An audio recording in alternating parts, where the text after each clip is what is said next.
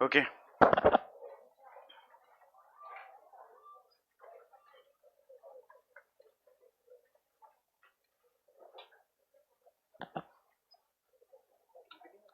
Hmm.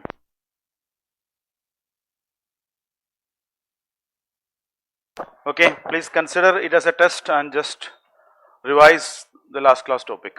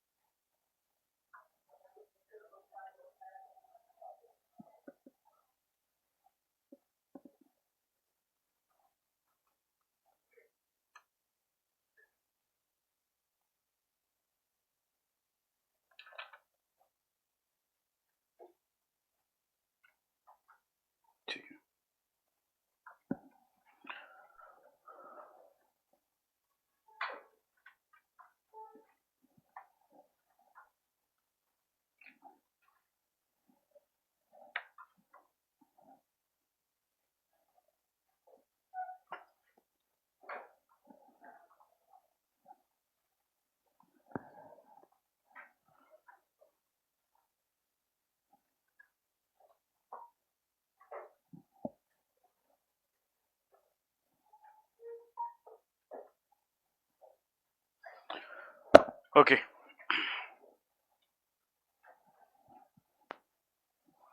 How many of you completed it? Okay. How many of you did not use the paper? You can just return it because we can give to the students who are using it. Second, so while going back, you can just return that.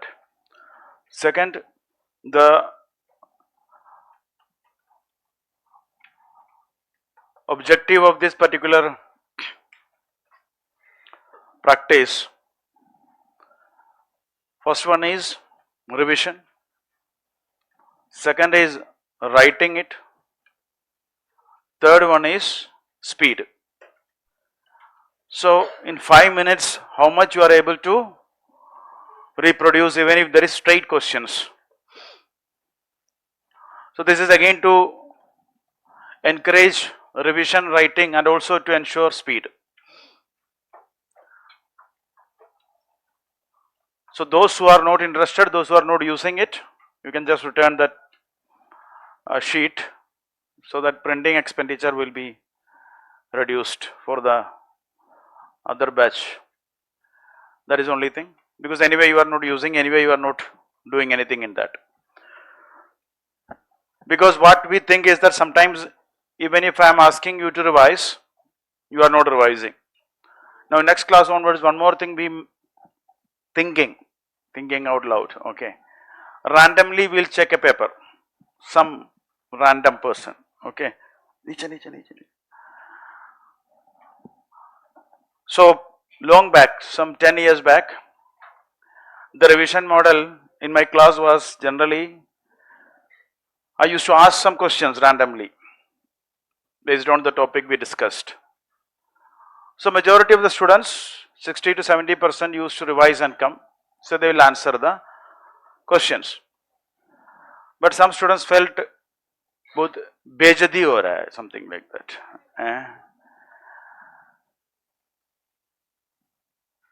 So the problem is on the shame aspect, problem is not on the not studying aspect. So gradually we moved to writing. Still, if that enforcement is not there, still you are not writing. So that is why another model we are trying to adopt. Sometimes randomly we'll check the copies. Okay, if you are okay with that, if you think there is shame, I don't want my copy to be checked. But what is important is that yes, shame is required. For what? For not studying. Your shame should not be that, okay, I did not study, but now everybody will come to know that I did not study. Okay, so let us continue with other topics. First one is online gaming.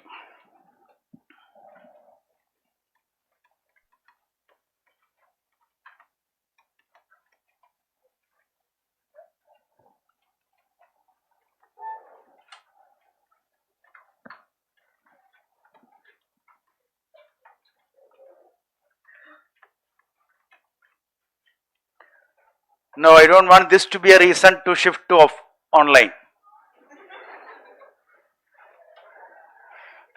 Because of this, now there is a lot of students, sir, मुझे कुछ नहीं करना है, मुझे, I will sit online, I will study online. So if you don't want, we'll discontinue it. I don't have any problem. I'm trying my maximum to ensure that you are revising, you are using it, you are writing it, and you are writing with a good speed. So you'll understand that, okay, even if the question is what is, then also you are not able to write it in maybe like 30 seconds to 1 minute. Then think of a situation in UPSC, if the question is complex, you need to decode the question and then you need to write it, and there your time is again, for a 10 marker, your time is 8 minutes, 7 to 8 minutes. So that is not that easy. So that skill is very important. A quick thinking, writing answer, speed, handwriting. Because generally what happens, when you are writing with a good speed, your handwriting will go in a very high level, doctor style. Nobody can read. So everything matters in UPSC because it's a subjective examination. So if you want, we'll continue, or how many of you think that we should continue with this particular revision method? There are few people, see.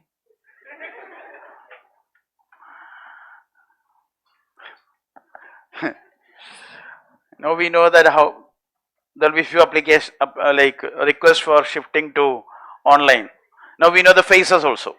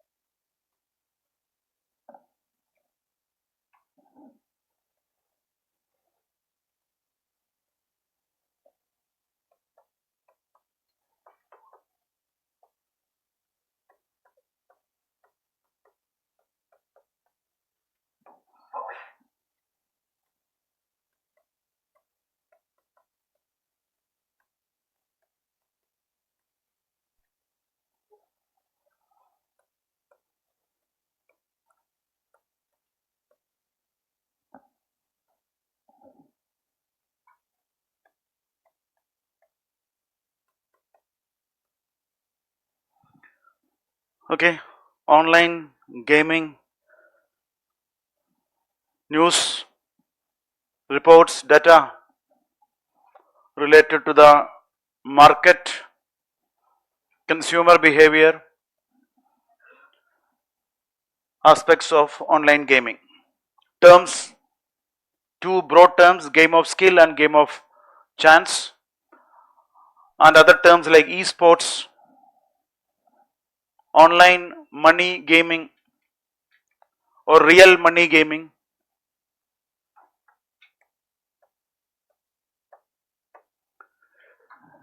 and then online social games. Constitutional dimension in general, present laws, why we need such law, bill, the present bill, and the key provisions of the law. It's already got President's assent. What are the arguments for and against? Some key judgments related to the online gaming aspects, important judgments. Some judgments are pending. Way forward with the global examples and also suggestion also you can mention, committee suggestion. So these are the comprehensive dimensions of this particular topic.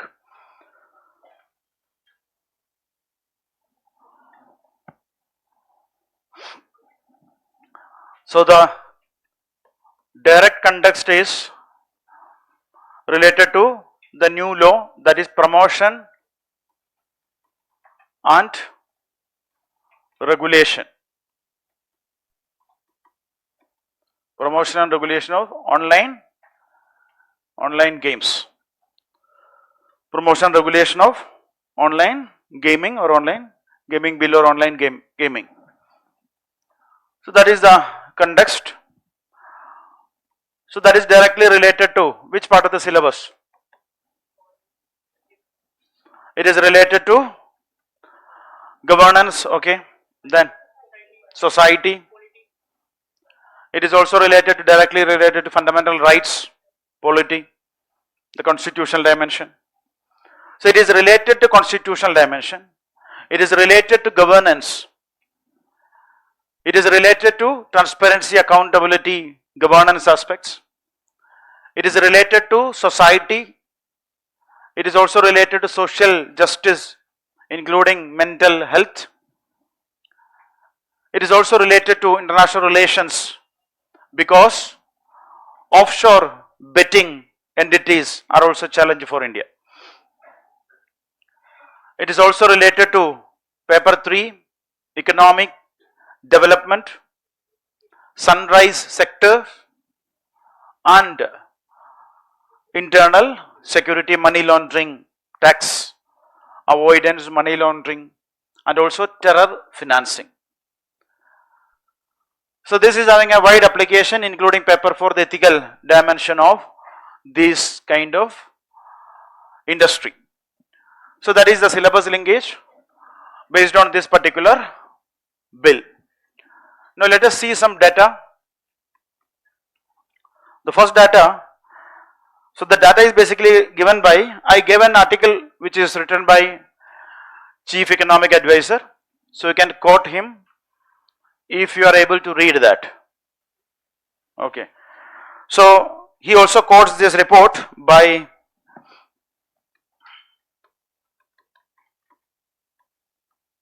Lumikai report 2024. It's a venture capital firm. So this Lumikai report 2024 gives some very significant data related to the present market size, user base, and the overall user models related to online gaming. So market size, Lumikai report 2024 says that the total gamers are around or over 590 millions. So as of last financial year, it is 590 million. So now it will be more than that, because within a 1 year period, many people would have entered into this again. So that's a huge number, that's a substantial number, that's not a small number in India. And most of these people will be of which age? Adolescent age. The demography will be more young demography will be there. Second, there is also a significant number of paid users, that is more than 140 million paid users. Paying users are also more than 140 million. So that is again a substantial number. And this data is based on a private venture capital firm, so the actual data will be many times different from the what is the present available data. Since this is also the data quoted by Chief Economic Advisor, that means government is using this data. So that is why I am quoting this. So that is the second thing, that is overall market size. And also third part of the market size is the global position. India is world's second largest market by mobile online mobile gaming downloads. India is the world's second largest market. So it is higher than USA, Brazil and all. So below China. So that is a again very significant number. So the overall industry valuation according to, this is not Lumikai, according to other experts, the overall industry valuation is more than 2 trillion industry. 2 trillion industry. Before this bill, the valuation of the industry was $2 trillion. $2 trillion industry. That means again a very significant sunrise sector, emerging sector. Now the user demographics, it is mainly what? Mainly it is a youth demography, the gamers. Second is engagement. The average weekly time spent on games increased to 13 hours. That is not on a week. Is it on a week? Sorry, it's not on a month, it's on a week. Weekly 13 hours is spent on that. That also will be substantially, the reported will be lower than that. There is a lot of studies are there related to the use of mobile phones. I'll give you some more data on that which will be useful some other place. So that is again, it is an economic drain, unproductivity. So that is the user engagement. And also another key aspect is the economic aspect, financial aspect, the industry revenue or player spending. Player spending is overall monthly online gaming expenditure is more than 10,000 crore. Monthly online gaming expenditure is more than 10,000 crore. So that is again the player spending, that is also very high.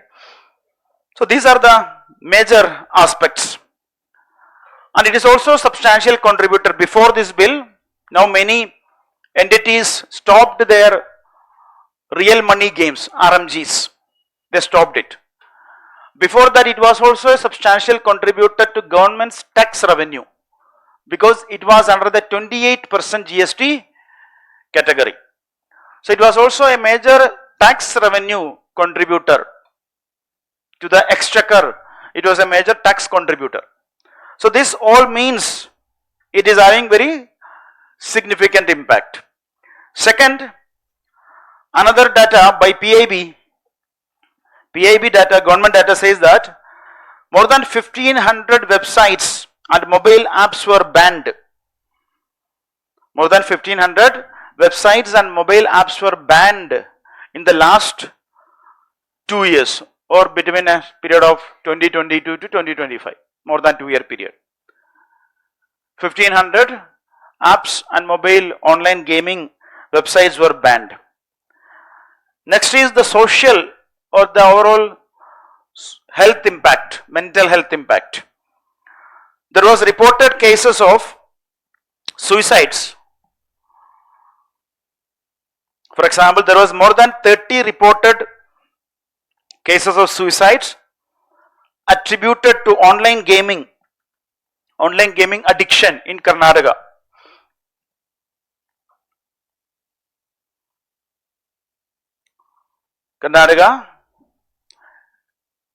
In the last 2.5 years, that is up to August 2025, more than 30 reported cases of suicide attributed to online gaming.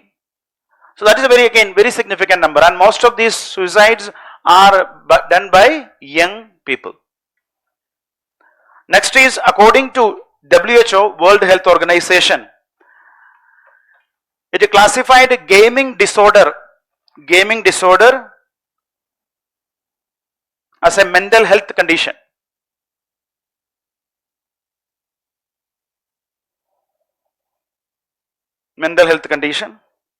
And a 2023 parliamentary panel report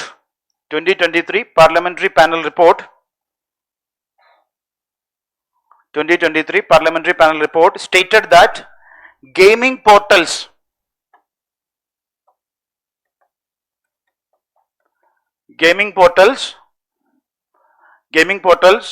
have become agents for terror funding,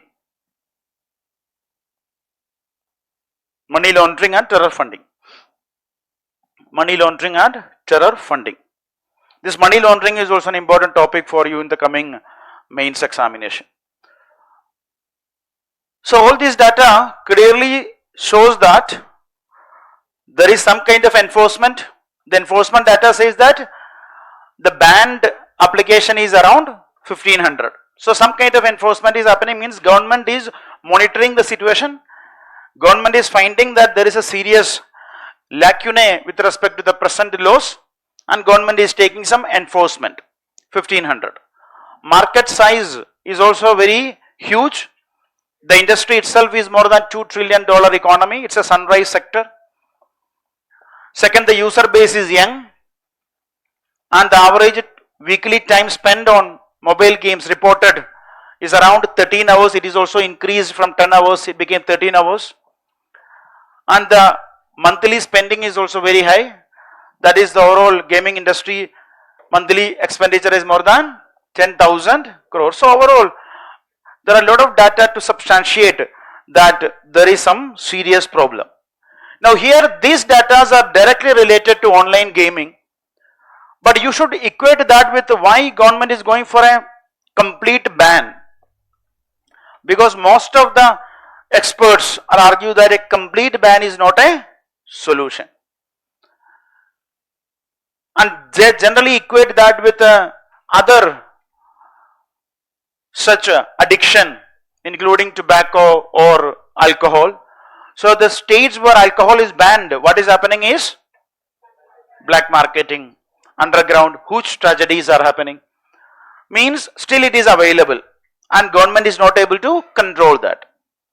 So there is a lot of experts are of the view that ban is not a permanent solution. Here you should also, why this is also important, you should equate with some other data which will be again useful in other places. One is according to the recent, according to ASER report, 2024 ASER report, that is available ASER report. According to ASER report, that is annual status of education report. According to ASER report 2024, it says that 90%, 90% of 14 to 16 year old, 14 to 16 year old in rural India, have smartphones or have smartphone access.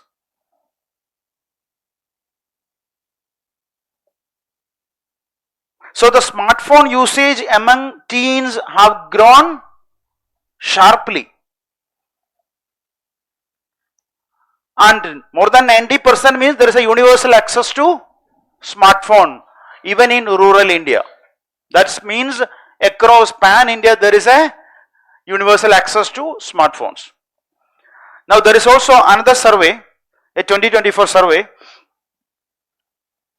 It says that around 50% of urban Indian parents, around 50% of urban Indian parents admit that their children aged 9 to 17, not 70, 9 to 17 are addicted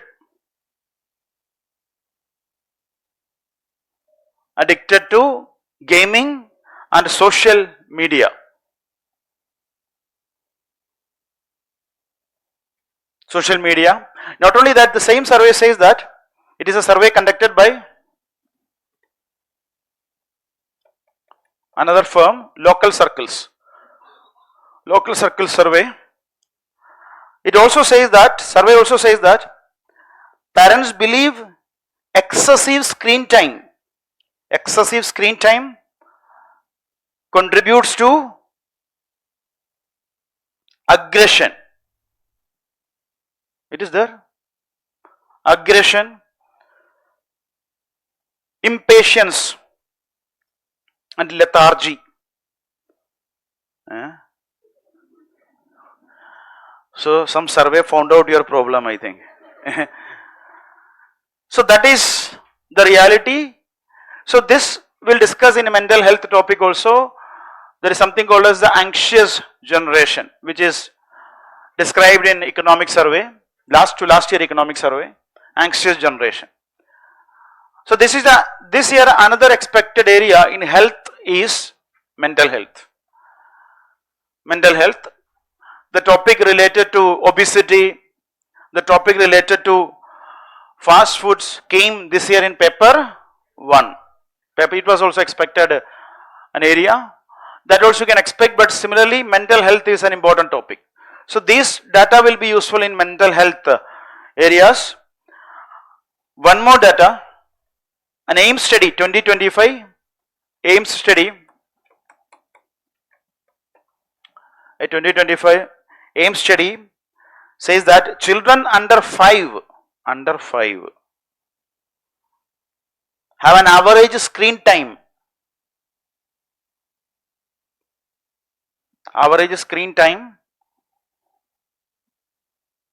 of 2.2 hours, which is twice the WHO recommended limit. WHO recommended limit is around 1 hour, it is 2.2 hours. Yeah.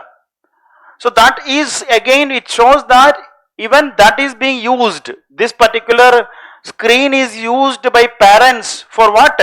For controlling the children. Means if children is, they are just asking something or if they are restless, what is the first thing parents are doing? ले लो, ये देख के बैठो इधर, and then they are okay with that. So this is a serious problem. This is a serious problem, and there are many other effects also, like brain drain effect and all, because now the problem generally what is seen is that your cognitive ability is getting reduced even if mobile is near to you. If mobile is near to you also, it is very difficult for you not to pick up. In class also, one day I seen, I don't know, one person is charging the mobile with a power bank. So that is very serious condition. This is very serious problem because your that ability, cognitive ability is getting drastically reduced, even if, these are studies, even if the mobile is near to you. If you can just take the mobile, then you will take it. And you will take it in between while watching movie, while eating, while sleeping, while washroom, wherever it's possible, you will take it. So that means it is becoming an extended part of your life. This is very serious problem. This, you should also realize that this is a serious problem which affects your studies also. It is actually affecting the studies. I'll tell you another. ये इतना जल्दी आ गया? ठीक है, चलो, we'll move. This is signal. Next. So next is next part, terms. So what are the different terms related to this topic? First one is game of skill and game of chance. So a typical question for this topic is, how many of you think that UPSC is a game of skill and game of chance? How many of you think UPSC is a game of skill? How many of you think UPSC is a game of chance, luck, pure luck?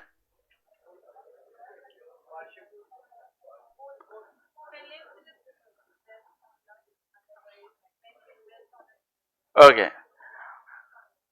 So it is, some are saying this mix of both, some are saying that it is completely lucky. इधर जो है वही होगा, बाकी मेरे हाथ में कुछ नहीं है, सब कुछ ऊपर वाले के पास है. If that is the case, then also it is, then the problem is that then if you are not studying, because you think that even if I am not studying, it is not in my hand, I will clear PT. People will attempt PT like that. They'll just try there is something called as first luck. If you play cards, it always happens. If you play cards, teen patta, whatever, you will win. Initially you will win. You don't know about anything about teen patta, but you will get. Then what is happening? Then it is maja. Then you will start losing money. So people in UPSC also will try to attempt PT just to try their luck without even studying. They don't know what is history, but they will go and attempt. If that is the case, that is dangerous. UPSC is having both elements, but predominantly, what is a dominant skill? That is, it's a skill. Dominant aspect is, it is a skill. So anyway, so the difference between game of skill, so it is based on the key aspect is the outcome.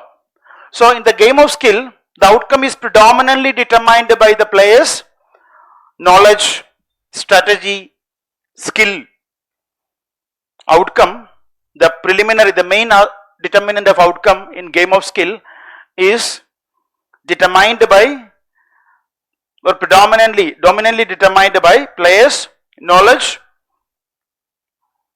their experience, strategy, skill. So there is a substantial degree of skill involved. Having said that, even cricket lack factors.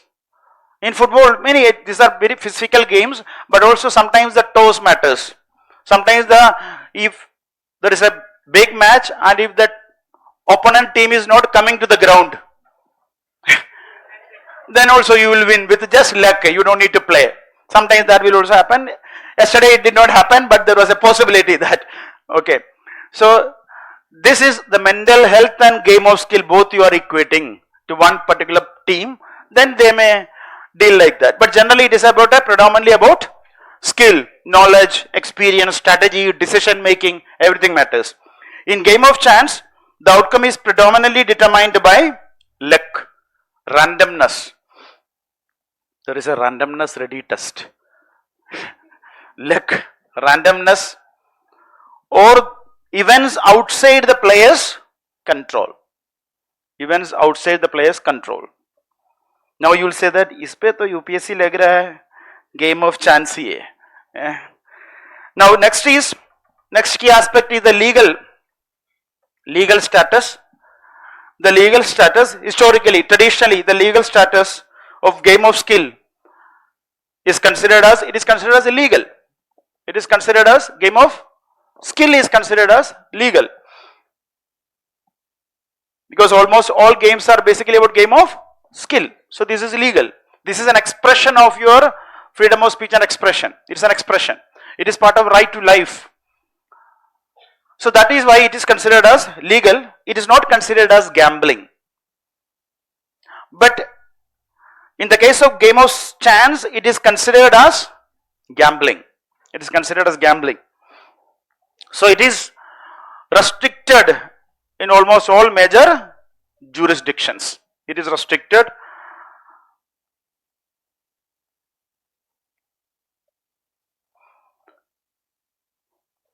Okay.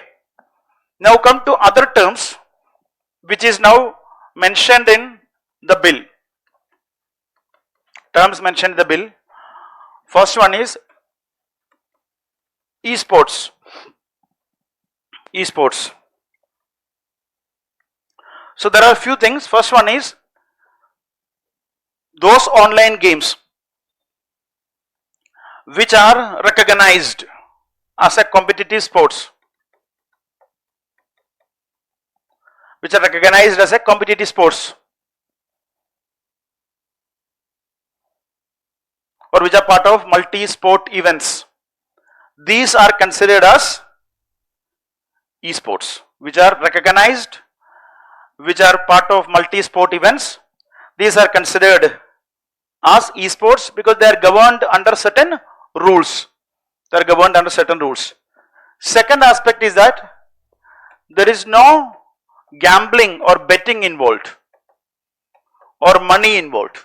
No betting, no wagering, no gambling, or no money involved. Money involved doesn't mean that you, like if there is some user fee, if there is a prize money, these are not equated as involvement of money. Okay, so that is the thing. No betting, gambling or money involved. Third one is outcome is what? The first aspect. Predominantly determined by skill. Outcome is predominantly determined by skill of the player. So there is, for example, FIFA esports is there. This is an esports, FIFA. Next is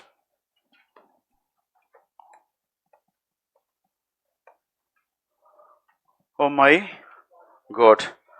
So this, in this case, according to the definition of the bill's definition, okay, if any money involved, any staking involved, any kind of gambling, money or any kind of wagering, staking involved, then even if it is skill or chance, it is considered as a money game. So the moment money is involved, where the player put their money, then it is considered as a money game. It is also generally called as RMG, real money game. Real money game. The term used in the bill is online money game. So here the player puts their money and they expect a monetary return, money return. What is the factor which is pulling them to this is basically the money, so that they can get some significant money value. Outcome is determined by, outcome can be anything. It can be because of skill, it can be based on chance, whatever. But the moment it is involved money, and the moment there is an expectation of a substantial money gain, then it will be considered as a real money game or online money game. Next aspect is that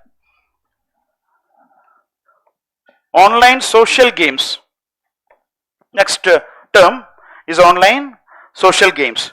So there are a lot of online money games in the country. Dream 11, then there is mobile, MPL is there. There are many. How many of you plays online money games? Money games? Before UPSC. So you are part of that adolescent who are access to smartphone. How many of you plays? Okay, he very openly said. Then anybody else? Which game you play? Cricket. Kaun sa? Out of this. Dream 11. Okay. You got some money. But there is also some skill involved, right? Don't you think so? You will have to say because you are playing it. No. Is there any skill involved? So that is knowledge, right? You know, you need to know which player, what is the possibility that he will score. That also based on your analysis of the player. Very good. Anybody else? Yeah, you have to make best 11. Yeah. Which game you play? Dream 11. Okay. You got some money? That is why you came to UPSC. Okay. Because it is not working. Let me try another luck area. Okay, so good. Okay, but now everybody stopped that money aspect. All these platforms stopped their money aspect, which used to be the model of many of these particular entities, industry players. Next is online social games. Here it is mainly for entertainment, fun, or it is for skill upgradation, skilling aspect, skill development, and there is no money involved, or money is not the motivation to play that. Here again you can see, for example, there will be some, I think that chess, what is that called as? Chess.com, one more is there, no? Me chess. Lee chess, yeah, okay. So there is also subscription model is there, you need to pay some money. That is not considered as a money aspect because it is basically as part of either skilling or entertainment purpose. So even if you are paying some subscription amount, it is not considered as a money game because the objective of this is different. It is basically entertainment or skill development. So that is basically the online social, because the outcome is basically more of this. It's not you are looking for some monetary gain. So the key area where you are looking for monetary game is the real money games. These are subscription, these are not real money games. Real money game is this particular thing where it is you are putting money expecting that you will get something bigger. Some people are putting that in UPSC also. There was a report yesterday.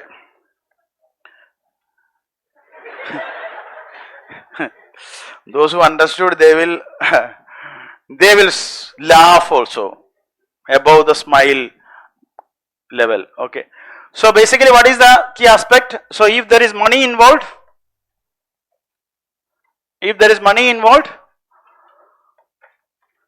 then it is online money games.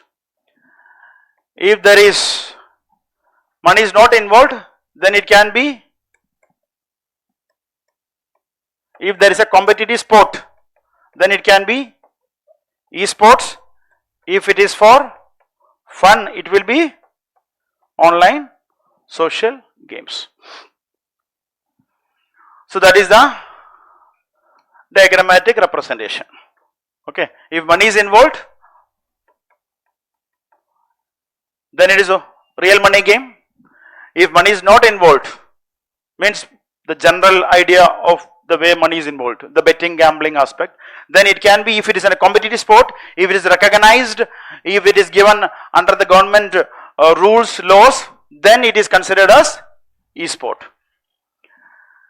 Money is not involved, but it is basically played for fun or skill development, then it is considered as online social games. Okay.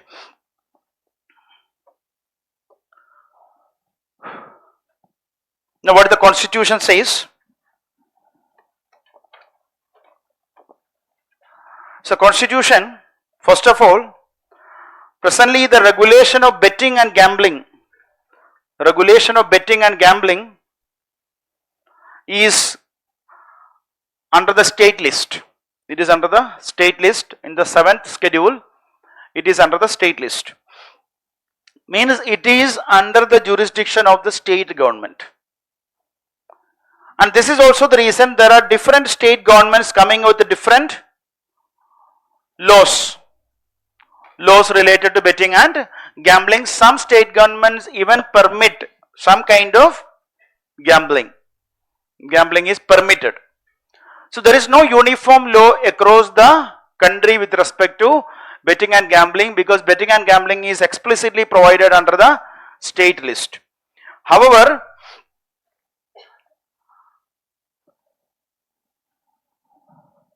center, there is, now the center is bringing a law. So if something is provided in the state list, how center can bring a law? It is not a model law. It is a proper enforceable law.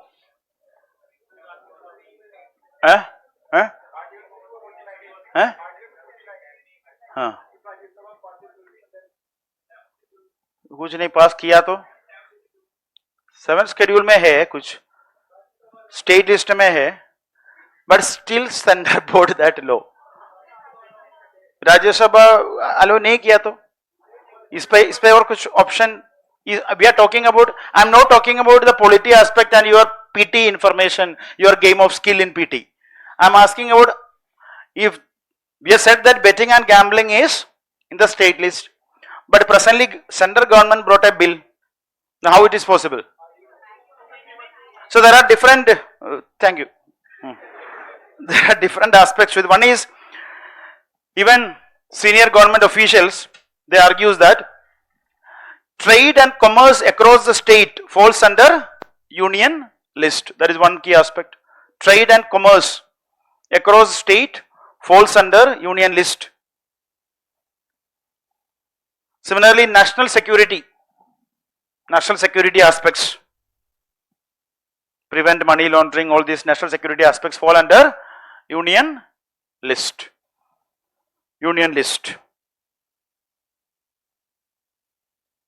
Okay, so based on that, or even there is other provisions like DPSP provisions, article 47, which talks about public health and all. You can bring laws based on these things. So that is the first aspect of the constitution, the legislative competence. Again, there is a debate. Some experts are saying that there is no legislative competence for center to bring this law. That is also there. Okay, that academically that debate also is there. Next is what our constitution talks about: sports, game of skill and all. So article 19 1A, that is freedom of speech and expression. So there are various court judgment, including Karnataka High Court, which said that game of skill is a facet of freedom of speech, and it's an expression. It's a form of expression, playing games. So it's a facet of freedom of speech and expression. It's a form of expression. Similarly, Article 21, right to life, speech. Jaldi jaldi likho.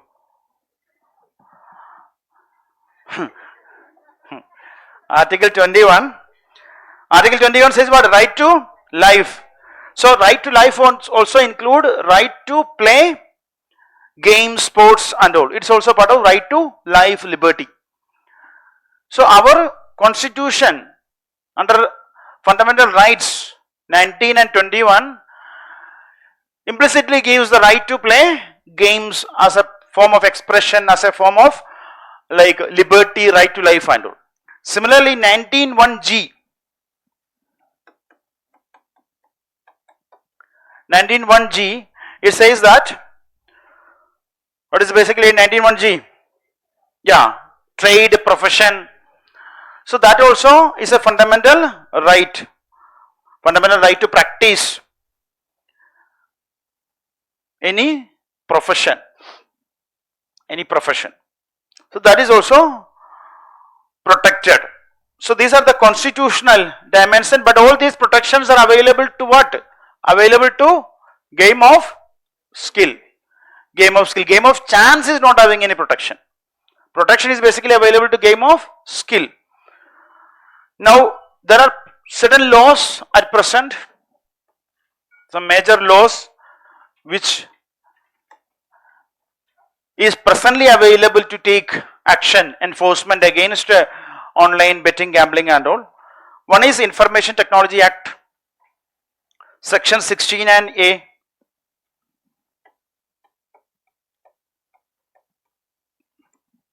Section 16 and A of Information Technology Act, it empowers the government to block illegal websites and all. It empowers the central government to block illegal websites. So that is already there. So under this, government is banning various such illegal websites. Similarly, there is IT rules 2021.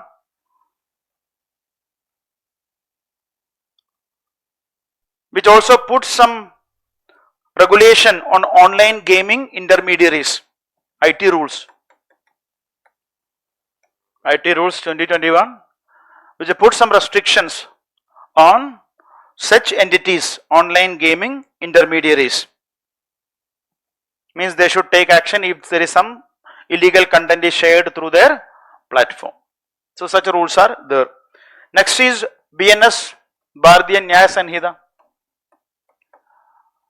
New criminal laws, Bharatiya Nyaya Sanhita, BNS. Section 112.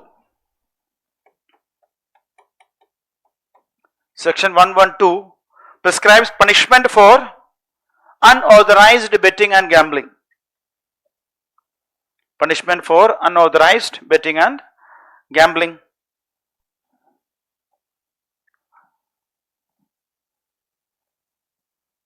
Then there is Consumer Protection Act 2019. Consumer Protection Act 2019. It also prohibits misleading advertisements.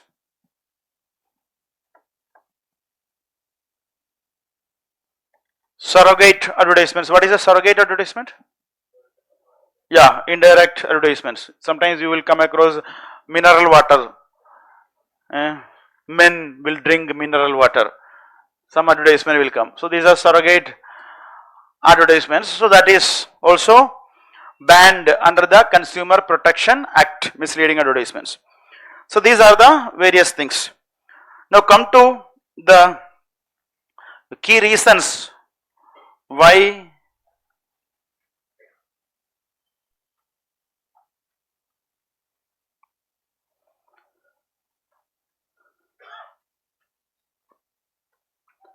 government brought this particular bill. First one is the socio-psychological reasons.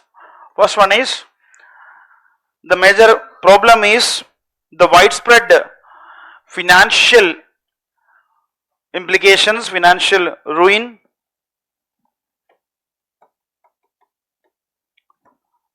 financial economic implications for the families, financial implications, and addiction.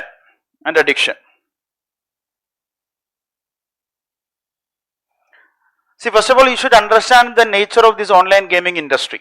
Online gaming industry is part of what we call now as attention economy. What is the key feature of this attention economy?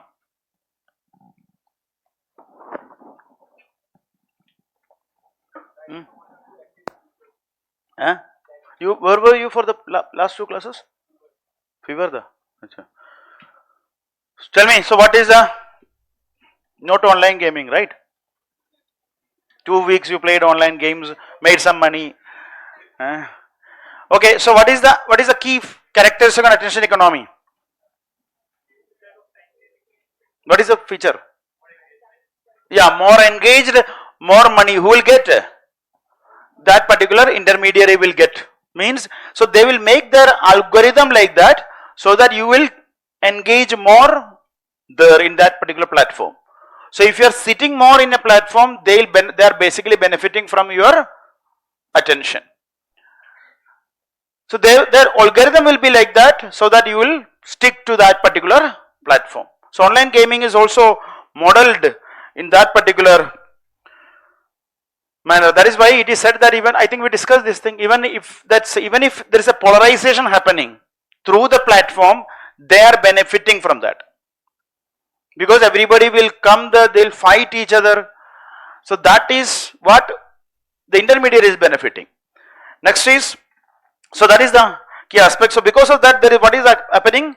There is a lot of financial loss for families, and there is an enormity of cash flow, more than 10,000 crore cash flow per month. There is a huge amount of cash flow is happening. And according to Sender, Union Minister for Electronics and Information Technology, around 45 crore people are negatively impacted.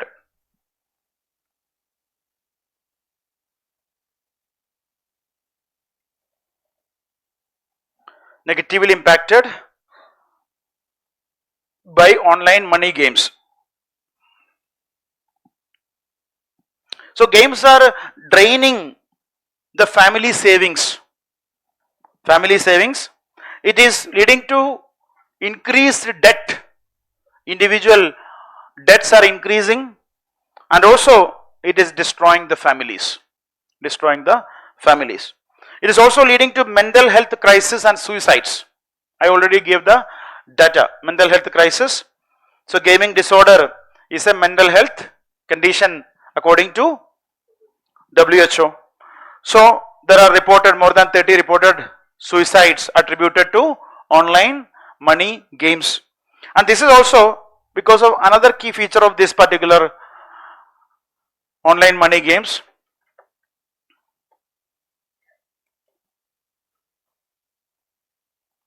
It works based on the idea of near miss phenomenon. What is the idea? Yeah, you're about to win, you lost it. So next time I will get it. So that is how it is. All this, not only this, even normal like gambling is also like that, not just in online. So it is based on the idea of a near miss phenomenon. You really was about to get it, you missed it. Again you will try. So that is another thing. And it is also based on another key feature of this is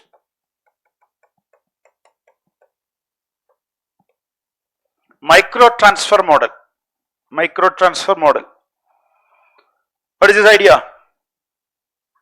You pay small amount and you will get, if you are winning, you will get, wow, you can stop everything and you can just then go to some country and you can just relax, yeah, fun. That is micro transfer model. So you pay small amount and possibility of winning a huge. It is basically about this gambling lottery ideas. So that is the reason why this is leading to this mental health crisis, financial ruin, addiction and all those things. And it is also, next problem is a threat to demographic dividend. Threat to demographic dividend. Threat to demographic dividend. So, the chief economic advisor, he says that there is a deadly troika which is affecting the present youth. Deadly troika, that is social media, online games and ultra processed food. Wow, what a life, Sergi. So that is deadly troika. So everybody is having access to smartphone. So social media, you are spending time on social media watching somebody else dancing, and you will keep on watching that, and there will be some comments also. How many times? Anyone in 2025? And there will be some, anyone in 2030? Because he expects that again this will happen. But you will watch again and again. So that is social media influence. So you are actually spending your productive time on this thing. And it is very much addictive.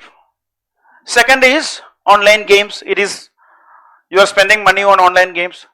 Third one is directly, something is on mental health, another one is on physical health. That is ultra processed foods. Ultra processed foods. Leading to India is also the diabetes capital of the world. India is also having a huge number of people suffering from obesity because of this ultra processed foods. We also discussed one topic related to this. Which one? Yeah, very good. Free trade agreement. One problem now, public health concerns related to the FTA is what? Lot of ultra processed food from UK may dump in our market because it is a huge market where the youth will consume such products. So that is a deadly troika. So this is a concern for the demography, for the youth, or it may lead to what? A demographic disaster instead of demographic dividend. Next is national security risk. National security concerns. What is that? The problem of money laundering, terror financing. So these platforms are also used as a agent for illicit financial transactions and money laundering. Money laundering.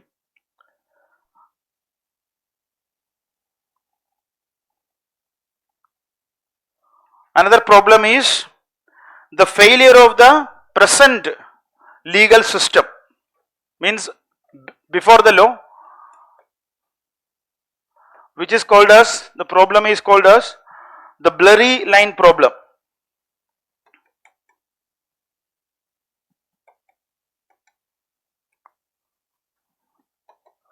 Blurry line problem means it is very difficult to clearly distinguish between game of skill and game of chance. It's a very thin line. This is a challenge for regulating it, because it is very difficult to distinguish between what is actually considered as game of skill. So what government went now? Government said that if there is a real money involved and if somebody is winning a substantial money, then it will be considered as, then it will be considered real money games, then it is banned. Whether chance or skill, it doesn't matter. What matters is involvement of money. So that is how now the differentiation is brought in, because there is a blurry line problem. You cannot differentiate properly what is actually a game of skill and what is actually a game of chance. Any such game will also have an element of skill, some sort of skill is required. May not be completely. Supreme Court itself said that the game of rummy cards is involved a substantial degree of skill. So that is a problem with respect to the present regulatory regimes. Then the problem is what? Problem is the ethical aspects. What is the ethical issue? See, there is one more point with respect to the overall policy aspect. There is also a bipartisan consensus.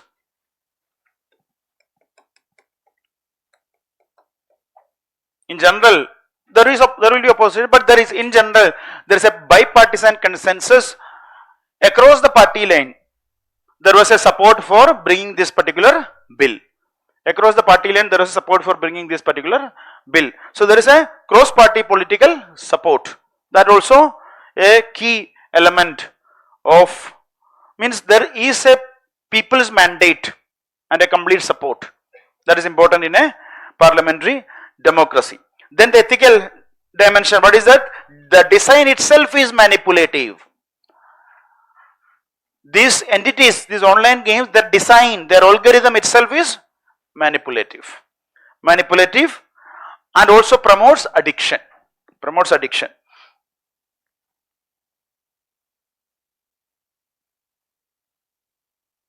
And there is also a problem of lack of informed consent.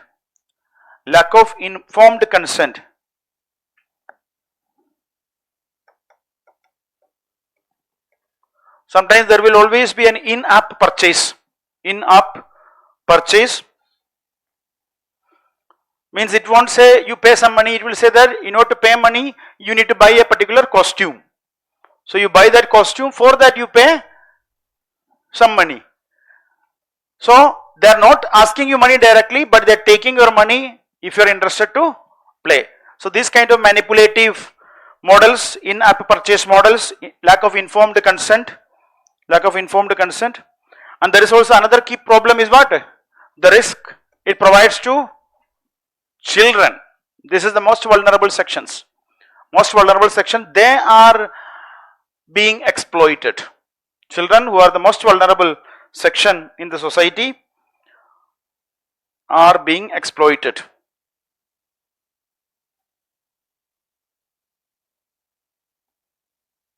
So how you can address this?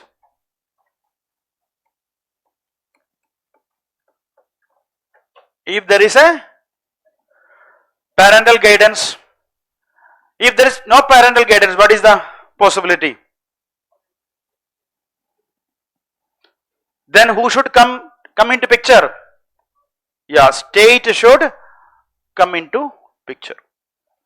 That is called as doctrine of parens patriae. Doctrine of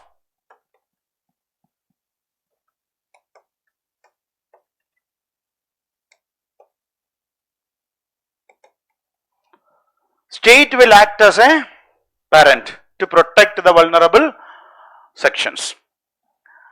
Because of this particular problem, there is a lot of challenges for, especially for the children. They are at the potential risk, and they are the most vulnerable in a society.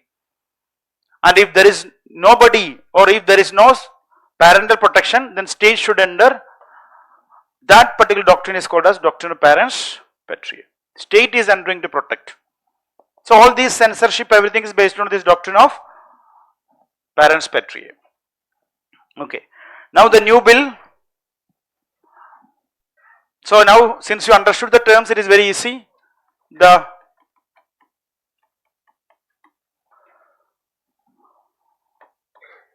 one is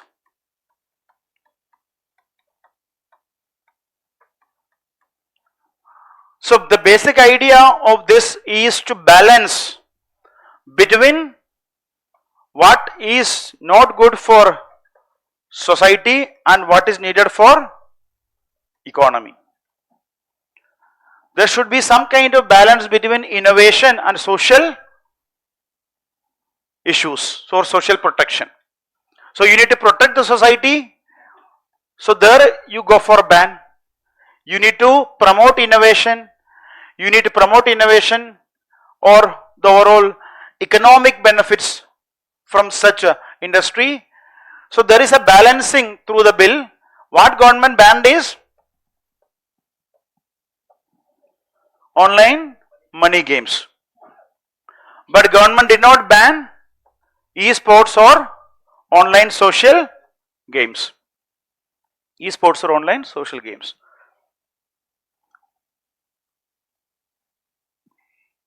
Further, government also want to promote these e-sports and online social games. For example, as competitive games in the case of esports, or as a facility for social entertainment for under online social games. Next is government also planned to bring a central regulatory authority, establishment of a central regulatory authority, a national level gaming authority for regulation monitoring.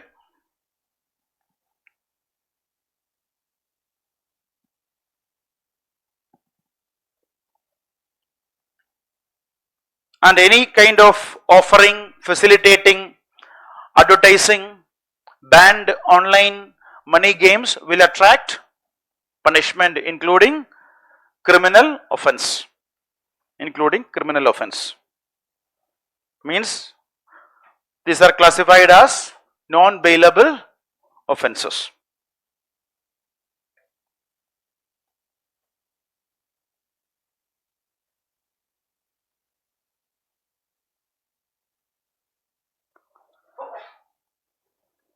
Okay. Now, what are the arguments regarding the bill for and against? First is, this is what government's argument. 4 arguments are basically from the government side, officially from the government side. First is, government says that the law will support India's position as a hub for digital creativity. Innovation.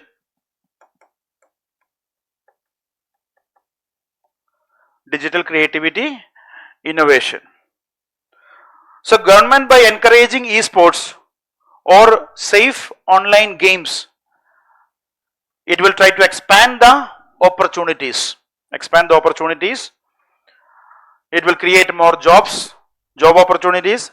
It will also promote innovation. That is the idea of a creative economy through supporting esports and online social games. Second is protection of the demographic dividend to prevent from the deadly troika.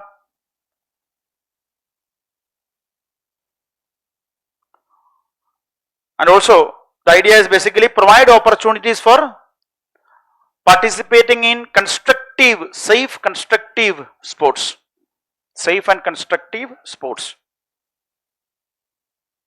Because sports is also important to bring some kind of confidence, discipline in youth. So empowering youth is also another objective of the law.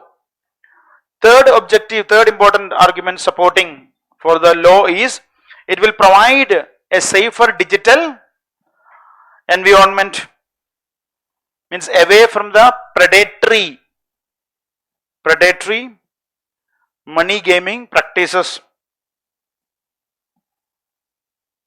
Just now we discussed the models. So take them away from this predatory money gaming practices which lead to addiction, depression. Then there is also balancing innovation with social protection. So the bill also demonstrates how country can bring a law which will balance its interest as well as its needs. Balancing innovation with social protection. Then it also means there is one more aspect, that is the government is also bringing this law as part of doctrine of parens patriae. What we discussed, doctrine of parens patriae. That is, state is acting as a parent. Empowered to protect citizens.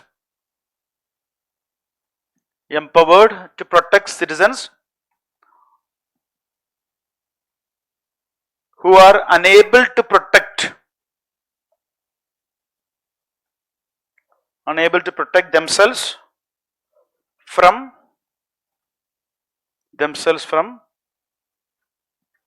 harm, danger, themselves from harm. However, there are certain experts objecting to it. One key objection is that it will lead to destruction of a sunrise sector. What is the sunrise sector? An emerging industry. An emerging industry, and there is a lot of potential. That is called as a sunrise sector. So this is an emerging industry with a lot of potential, for innovation, job creation, all those things. But such will have economic consequences leading to the destruction of sunrise sector. Sunrise sector, including tax revenue loss. Government will have to face revenue loss, tax revenue loss. And another problem for the industry is, this will lead to another problem, that is a concern of policy uncertainty. Policy uncertainty. So online gaming industry attracted a lot of both domestic and foreign investment. After a lot of investment coming, suddenly there is a huge restriction. Dream 11 used to be the sponsor of Indian cricketing. Now Apollo Tyres became the sponsor. So that level of, Indian BCCI sponsorship amount, I think Apollo is 690 crores or something, 579. So that is the level of money they are paying just as a sponsorship amount. So that is a huge revenue loss, plus it will have a chilling effect on investment because of this policy uncertainty. Then the problem is, some experts, legal experts, are saying that lack of legislative competence. Center is encroaching upon the state powers.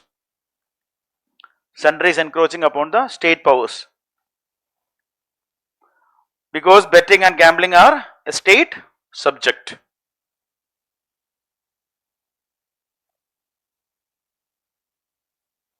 Then the problem, that is prohibition, is generally considered as ineffective and also counterproductive. Ineffective and sometimes counterproductive. What will happen? It will drive industry underground.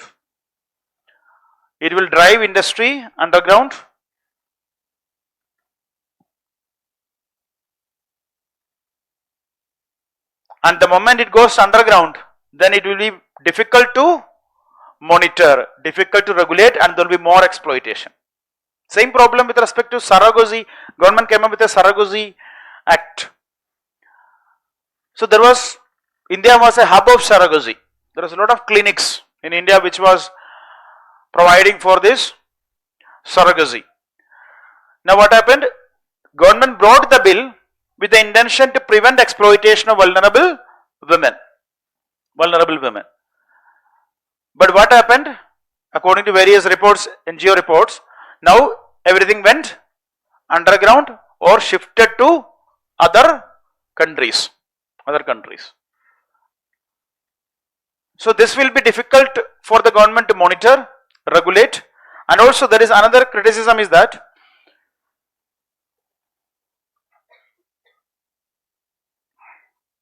for example, same like alcohol banning.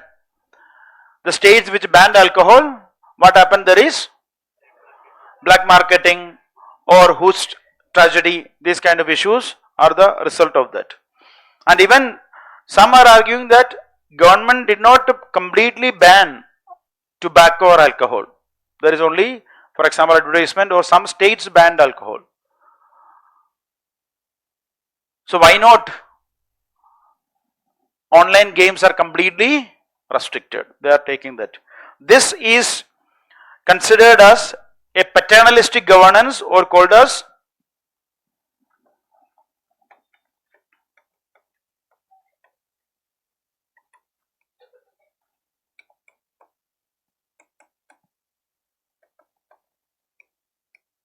state paternalism, leading to nanny state. What is a nanny state? Yeah, a state which is overprotective or excessively interfering in individual choices. excessively interfering in individual choices.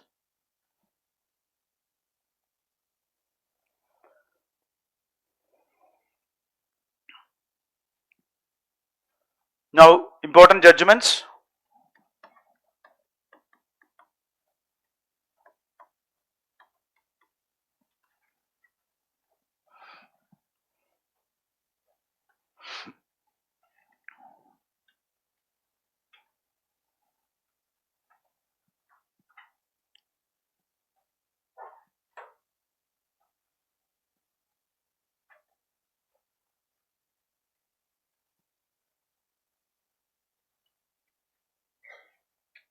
So, Supreme Court gradually evolved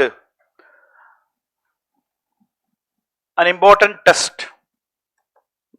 Gradually, through various judgment, Supreme Court evolved a test for India's gaming sector.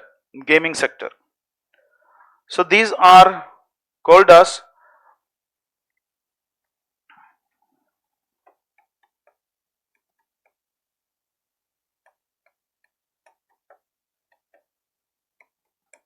preponderance test or dominant test.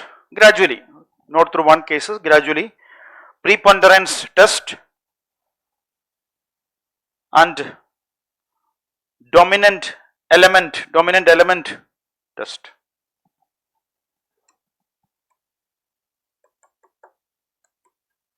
Preponderance test and dominant element test. So preponderant test means, what is the idea? If a particular game, if game of skill is more dominating more, then it is considered as a game of skill. What is the dominant aspect? What is more? So that is preponderance test or dominant skill test.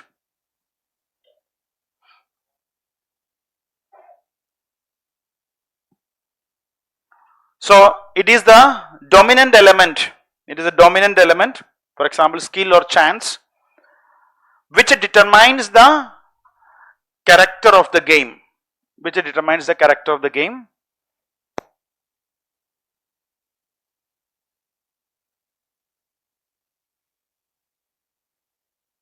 So based on preponderance, dominance, it will be decided. This is what courts judgment through various cases. And there is also a case, State of Andhra Pradesh versus Satyanarayana.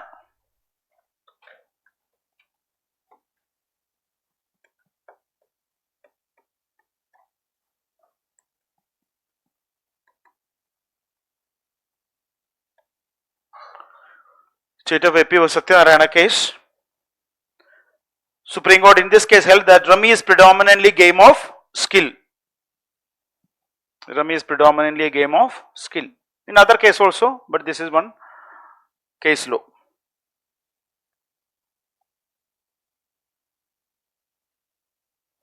Next is Karnataka High Court declared some provisions of Karnataka Police Act, Police Amendment Act, Karnataka Police Amendment Act, unconstitutional. Karnataka High Court declared some provisions of Karnataka Police Amendment Act 2021 unconstitutional on the ground that it violated 19(1)(a).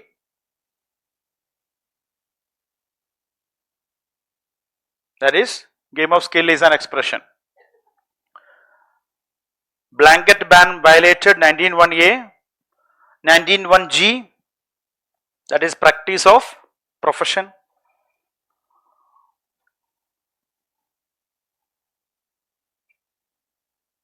And also violative article 14. Violative article 14.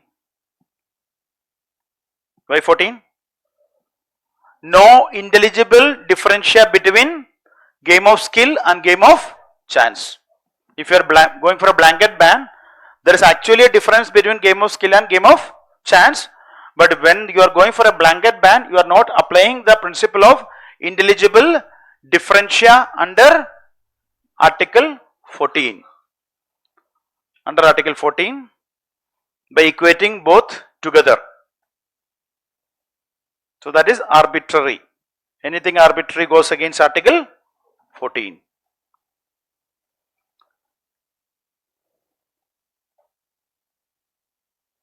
Next is some proposals. One is a suggestion by Lodha Commission.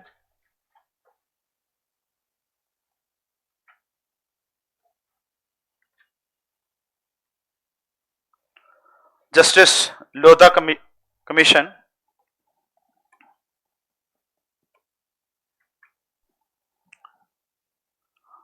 Commission appointed to look into the betting aspects in cricket, suggested to legalize betting.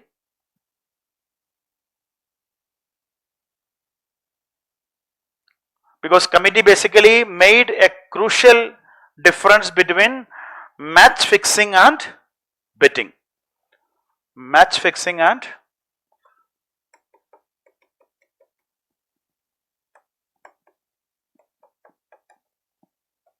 a crucial difference between match fixing and betting. Match fixing is illegal, sport fixing, match fixing is illegal. Because there is an attempt to determine the outcome through sport fixing or match fixing. But betting is generally a practice where you are just, societies generally traditionally followed betting model, so you regulate it. That was committee's recommendation. Why that was a recommendation? Because betting is also having a global market value, plus you can better regulate it. So that is why the committee recommended that. Next is some other way forward. One is Gaming Commission. Anyway, that is recommended in the law.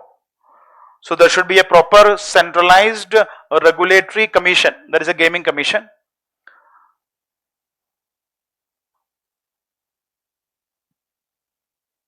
Next is there should be proper KYC norms. KYC norms like OTP verification, Aadhaar linking, all those things.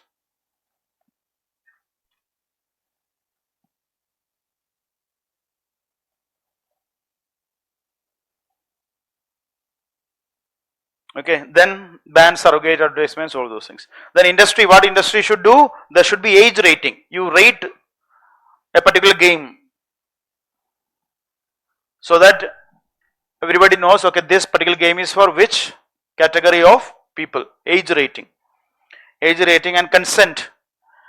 If based on the game, there should be proper consent mechanism, parental consent or the user consent, and grievance redressal.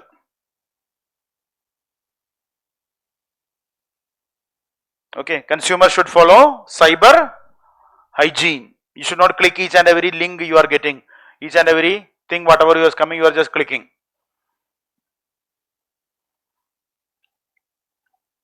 Global practices.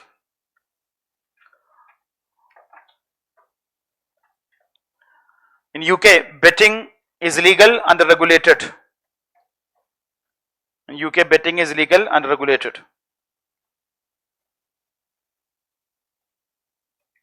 And it exempt skill games from licensing requirements.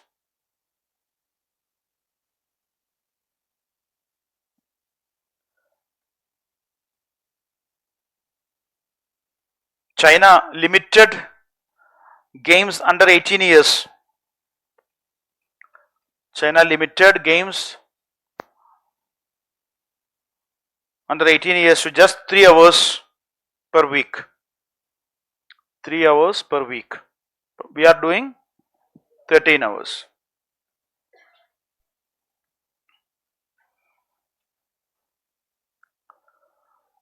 Okay. So, I don't know question.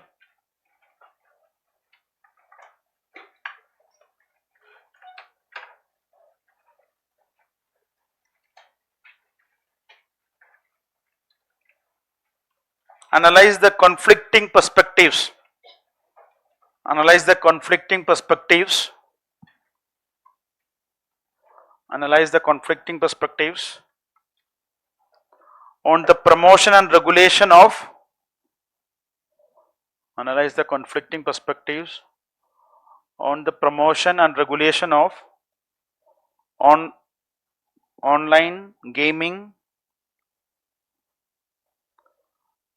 Act 2025.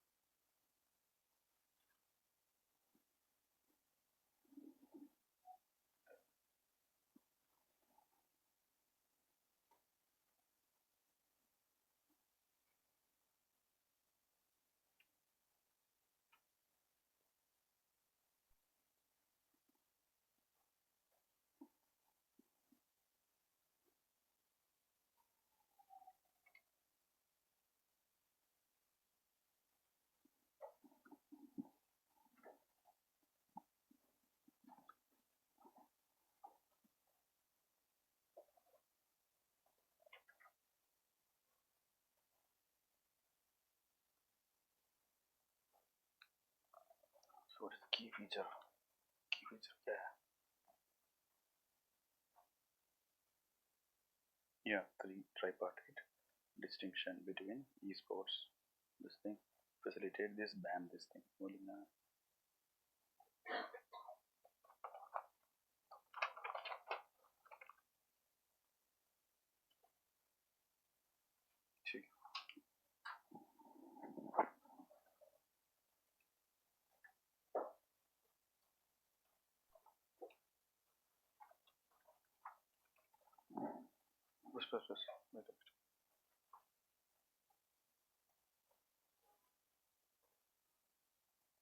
But where is the where is the bill? Bill कहाँ? Bill इधर लिखा. No, you should come here now. बस. Wait. Time नहीं.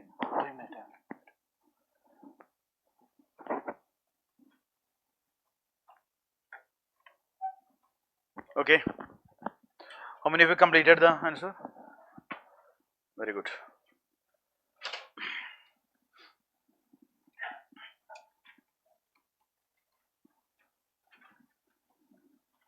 Analyze the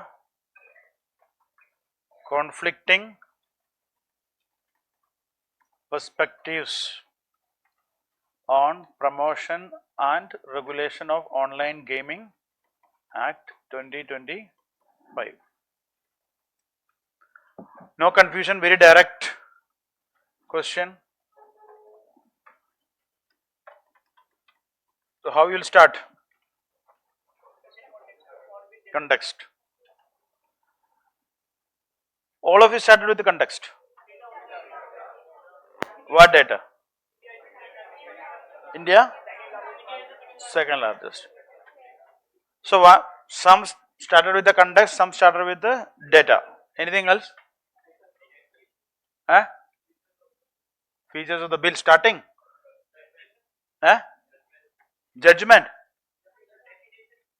What definition? Yeah, so it is better to start with the what is mentioning what is online gaming, because this you need to explain it, then only you can take that to a bill. So you explain what is online gaming. Online games are those which are played over internet or through electronic devices. That's it, very simple. Anything what is happening in online is basically online games, so games that are played over internet or electronic devices. Now next is what? Next is,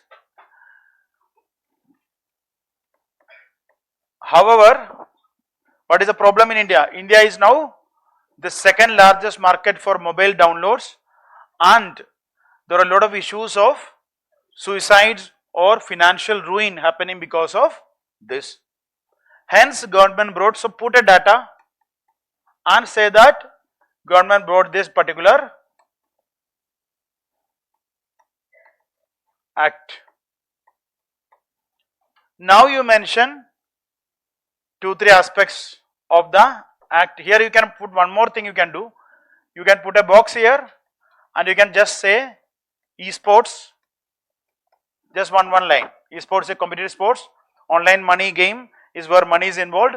Third one is online social game where it is about recreation. That will give you a clear understanding, that will give examiner that you are a clear understanding of what is this particular topic about. So you define it, put it in a box, explain 3 terms which is actually used in the bill. Otherwise it will be difficult for you to again explain that bill. Now you talk about the bill. What is first one? Tripartite distinction between esports, OMG and OSG. Government completely banned OMG. Government also set up a regulatory gaming commission or regulatory mechanism and punishment, including criminal punishment. Not only fine, there is also criminal offense, thereby making it a serious illegal activity or a serious crime. Now you talk about the conflicting perspectives. What is conflicting perspectives? Write like this, the arguments for and, instead of that you can use the same thing, conflicting perspectives, give the heading, then government's version, or opposing views, government views and opposing views, or supporting perspectives and opposing perspectives. Now you write the positive part, I am not again explaining it. 3-4 positive parts. What is needed here is some data should come. When you are saying that it may affect the youth, you say that according to ASR report itself, 90% is having smartphone access, even in rural areas. Talk about deadly troika, talk about blurry line problem, means data and keywords should come here, not generic points. Because if the generic points is there, then you will end up getting the normal score. So make it better, and if possible use like some keywords, data, and that is important. Opposing views, legislative competence, then constitutional protection, sunrise sector, more than $2 trillion industry. Okay, yeah. Then you talk about next part is some suggestions. For example, there is a role. Now suggestion, how you can do? You can go for a, because this is just not a major part of the question. So you can just go for a schematics and say that government should take some action, industry should take some action, and user or consumer should take some action. Now in government you can say that Lodha committee already recommended to legalize betting. So such things can be adopted. Or you can say that in countries like UK or China, there are restrictions imposed for children using online, that government can do. So when you are writing about government, you talk about the suggestion, committee suggestion and best practices. That's it.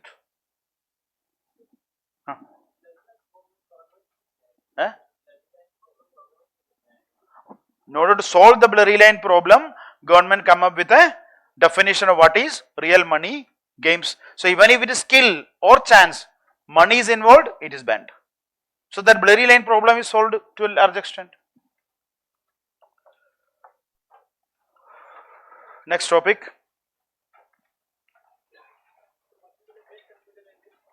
You conclude the way forward, suggest, that's it. You can conclude the way forward also, you don't need further ideas.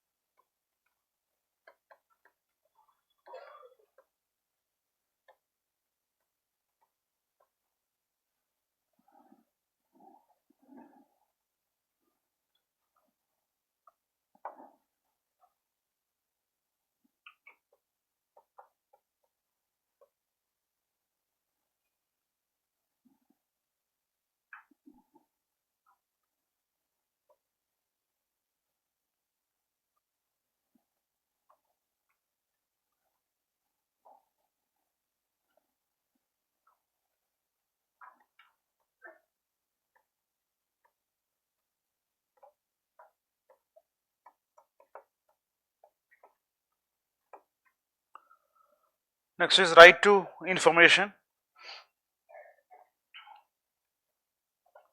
So I get given an article which is written by the former Chief Information Commissioner Shailesh Gandhi, and his basic argument is related with the issue of RTA amendment. So in that context, we are seeing what are the key aspects of this particular topic: news, quotes, reports, evolution of RTA. So there is something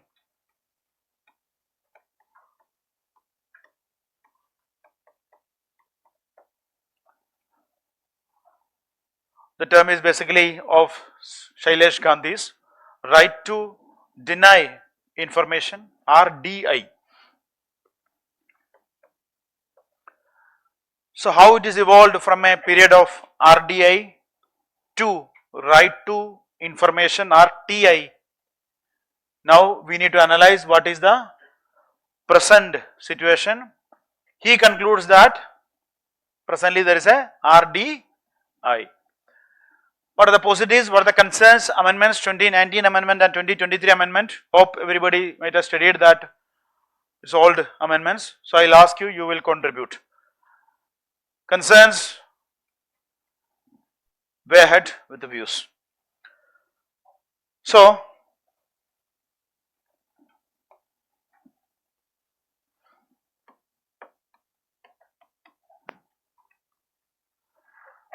one is 2 decades of RTI. This is also very important context for your mains examination. A 2 decades of RTI, Right to Information. Right to Information Act was enacted in 2005. So that is one important context. Second is the analysis related to the amendments.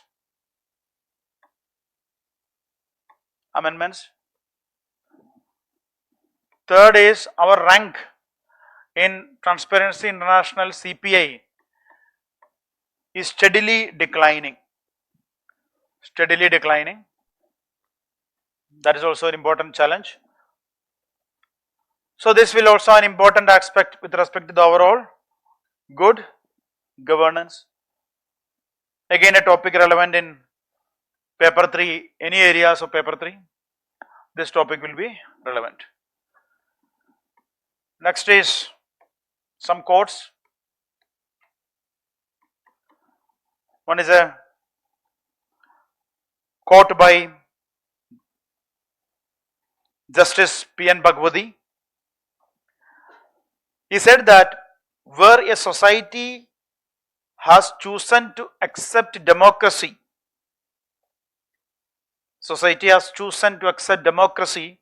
as its creedal faith,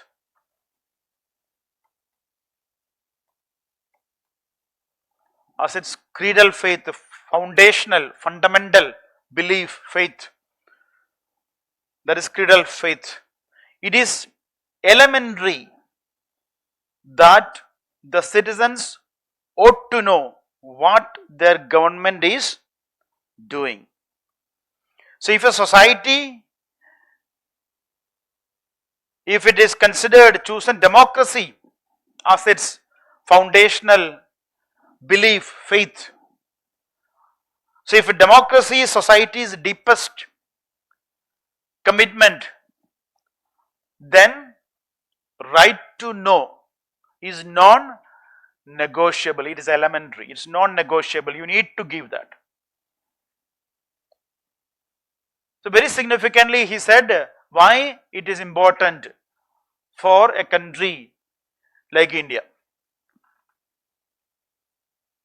Because it is having an instrumental value as well as intrinsic value.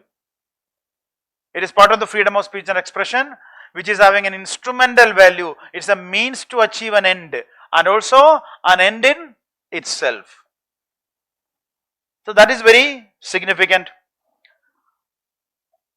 Now another thing is a famous, or is a starting line of Edward Snowden's book, that is Permanent Record.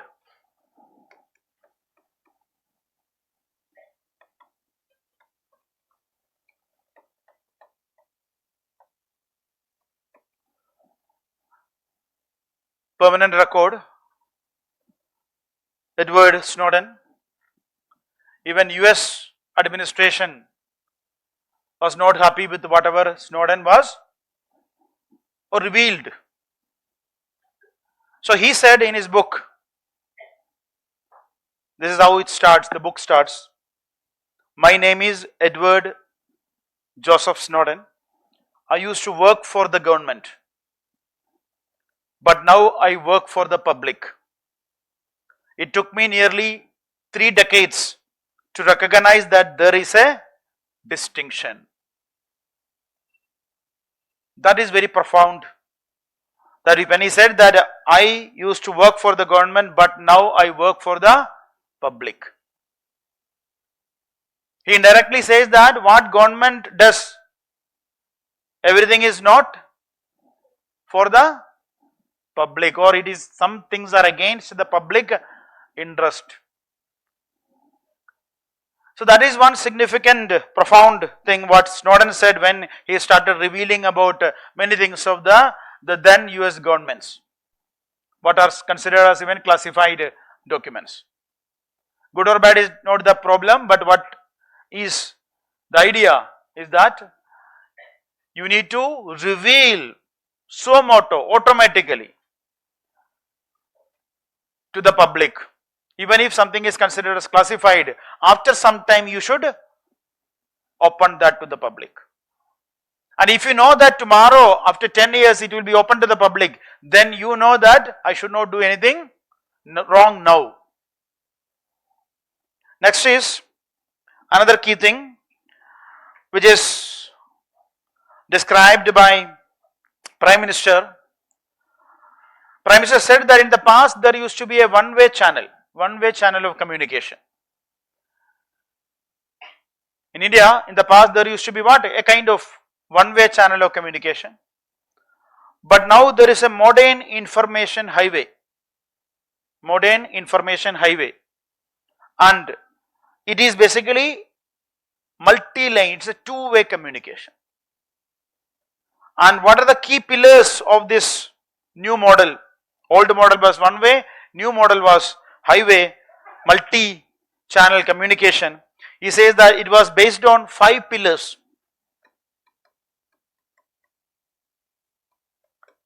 5 pillars.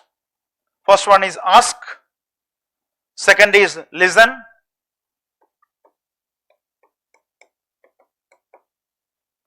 third one is listen, third one is interact,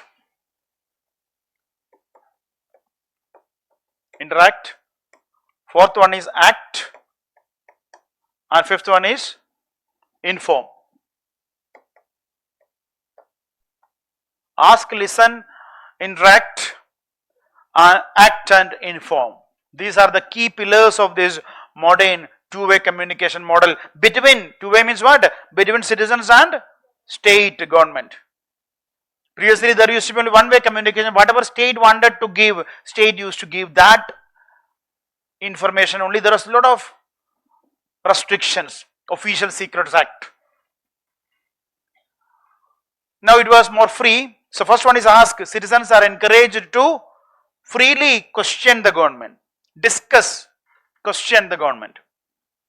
So you can raise issues through MyGov platforms.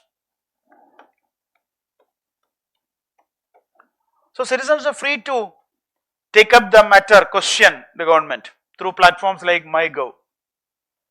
So it is ask. Second one is listen. Government also listens to the people, listens to citizens.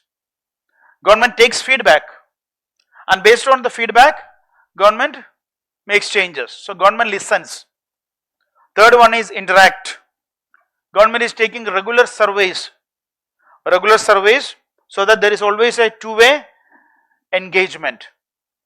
That is interact. Fourth one is act. Based on all these things, based on the questions raised, based on the feedbacks. Based on the interactions, government is taking actions. Policy changes are being brought in. And finally, inform. Government also shares now real-time transparent updates. Real-time transparent updates. So through various digital platforms, dashboards, government is sharing the data very transparently. For example, for a particular scheme, how much is government allocated, how much is spent. Various data are now easily available. And that to real time, not after 5 years, 10 years you are getting the data, or not through RTI you are getting the data. This is what is actually required. Proactively suo motu declaration is required. So these are the 5 key pillars explained by the Prime Minister, which is very important part of the present two-way communication. Next is reports. According to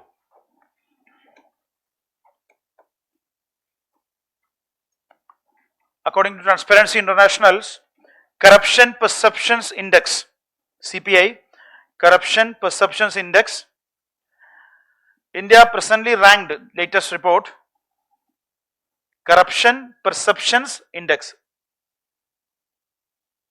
CPI. Don't write Communist Party of India or what is the other CPI?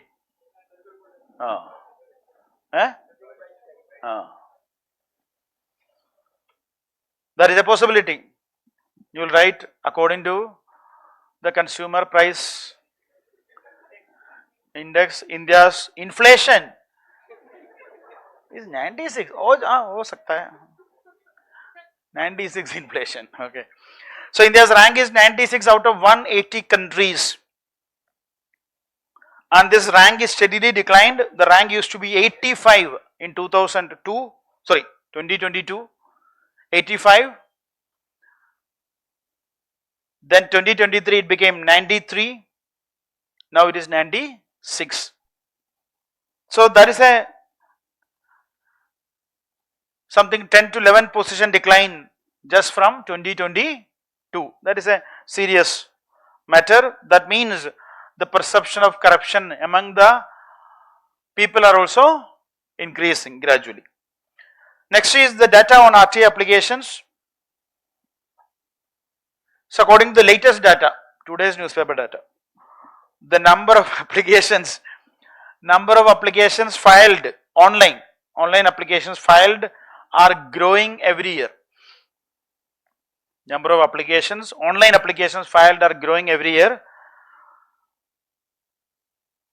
It was more than 9 lakh applications in 2024.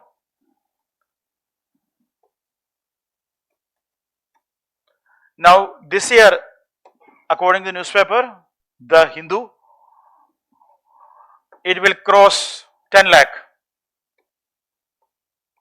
So it will cross 1 million this year.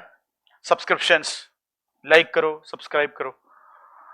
Okay, so that is online. This is very important. Means there are a lot of challenges in online filing of right to information. But still there is an increasing trend.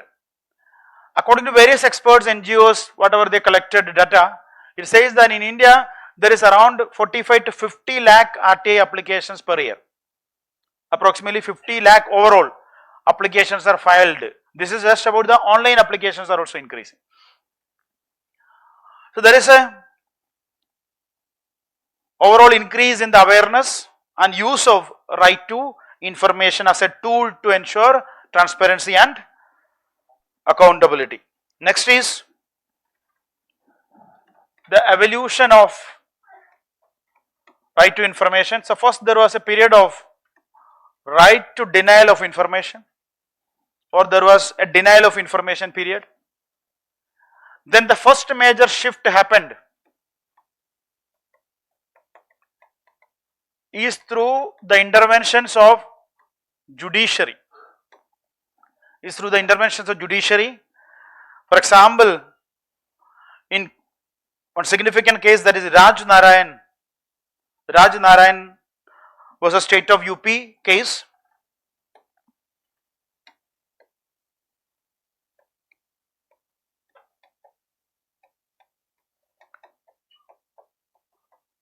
1975 case, Supreme Court declared the right to freedom of speech and expression included the right to know. Included the right to know every public act.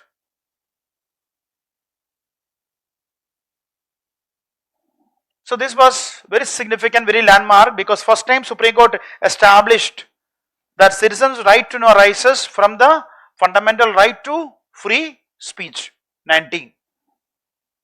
So judiciary's interpretation was very significant, or played a very significant role in the way it is interpreted as a fundamental right to know a public act, right to know a public act, or the way public government is doing, public functionaries are working.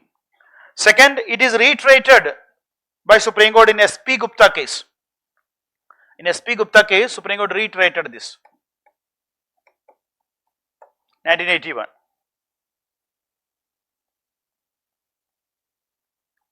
So these judicial interpretations were accompanied with some efforts from the government also. Government initially tried to take up some efforts. For example, Matthew Commission 1982 emphasized citizens' right to know. What is Matthew effect?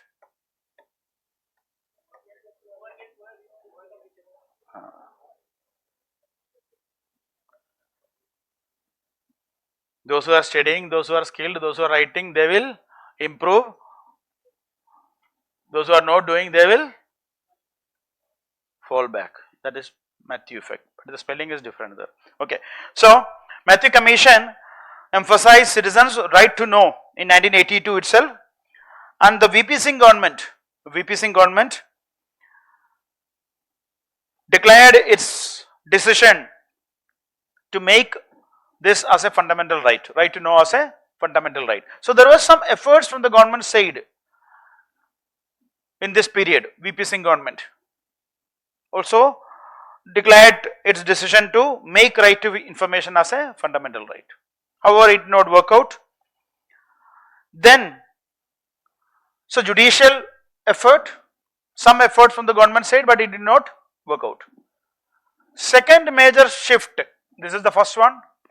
Second is the people's movement.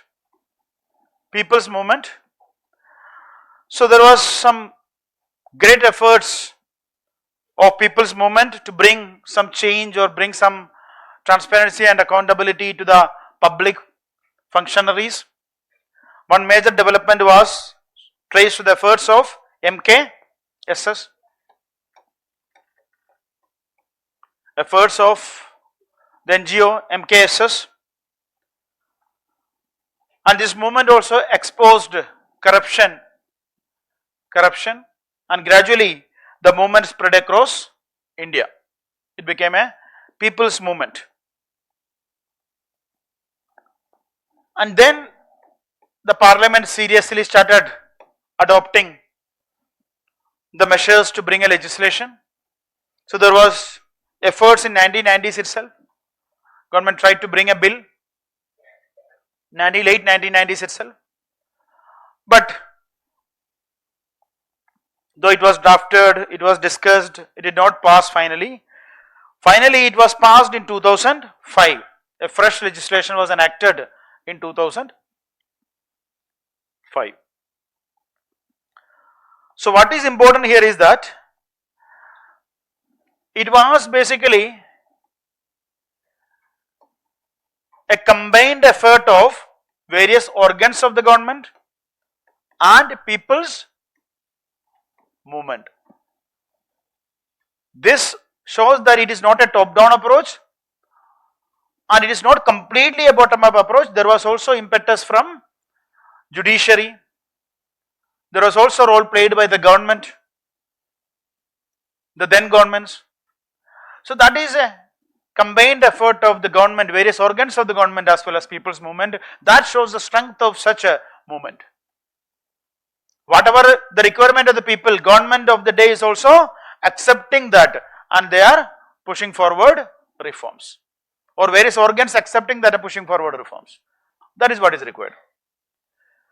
Next is the objective of RTI to enable citizens to secure access to information which is under the control of government, secure access to information which is under the control of government, and also to promote transparency and accountability in the working of the government.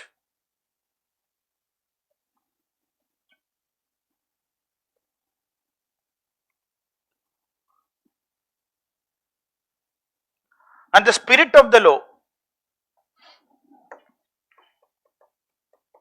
spirit of the law is replacing the culture of secrecy with a culture of transparency. Replacing the culture of secrecy with a culture of transparency. How? By providing information suo motu. By providing information suo motu to the public. Means without citizens seeking, government should disclose it. Government should not wait for citizens to seek information. And another unique feature of RTI, so objectives, spirit of the law, and a unique feature of the law. What is the unique feature of RTI?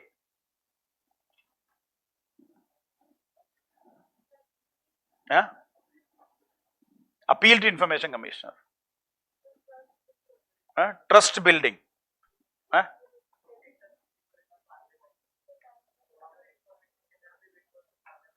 Yeah, that is basically the principle. Whatever information cannot be denied to the parliament cannot be denied to the citizens. That is a principle based on which it is enacted. That is basically the idea. Whatever information which cannot be denied to the parliament cannot be denied to citizens. Okay. My question is, what is the unique feature of the law? Time bound manner. Penalty and time bound manner. But there is a lot of pending cases, a lot of backlogs.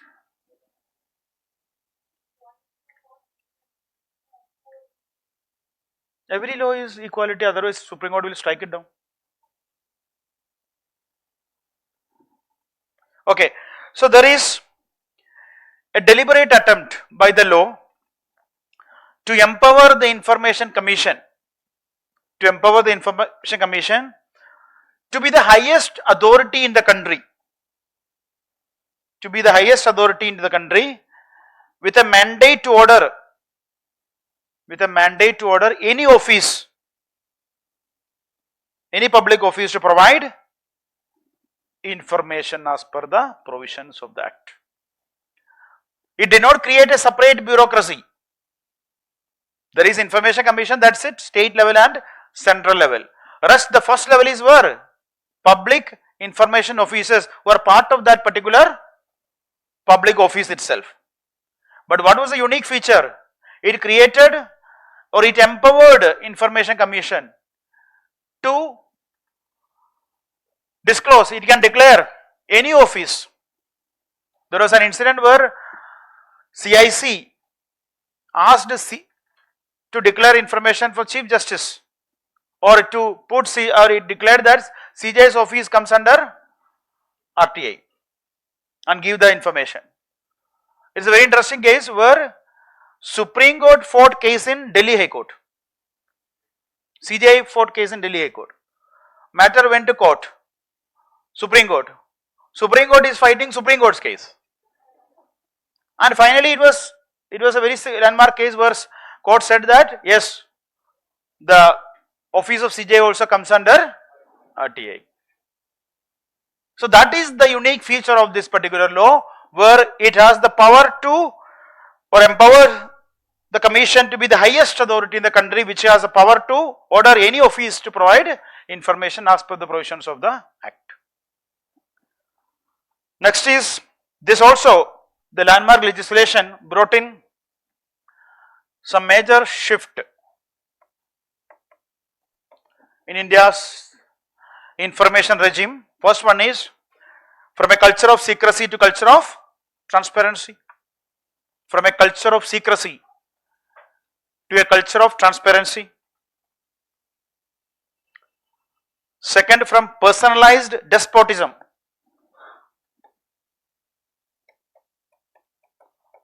From personalized despotism,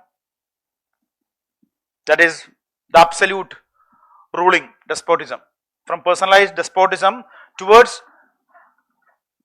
accountable government, towards accountable government, from an absolute ruling to accountable government. Third one, from unilateral decision making, from unilateral decision making to participatory decision making, a two-way communication. Unilateral decision making to participatory decision making.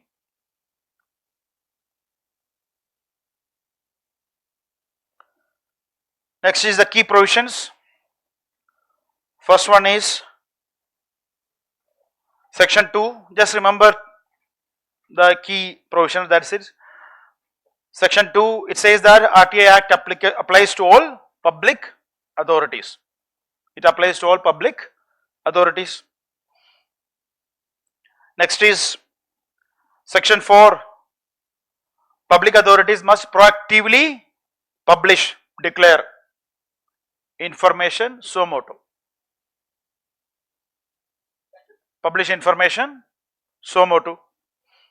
Suo motu declare disclosure. Section 5 talks about, or it requires, designation of PIOs, public information officers. Designation of PIOs, public information officers, within a public authority.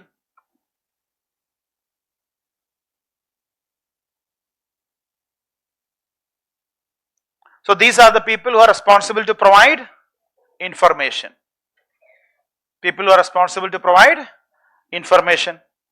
And it also set up information commissions, ICs, State Information Commission and Central Information Commissions.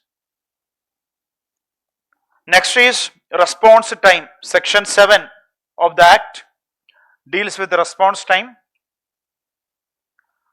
What is the standard response time? 30 days. 30 days is the standard response time. If the matter is related to life and liberty, 48 hours.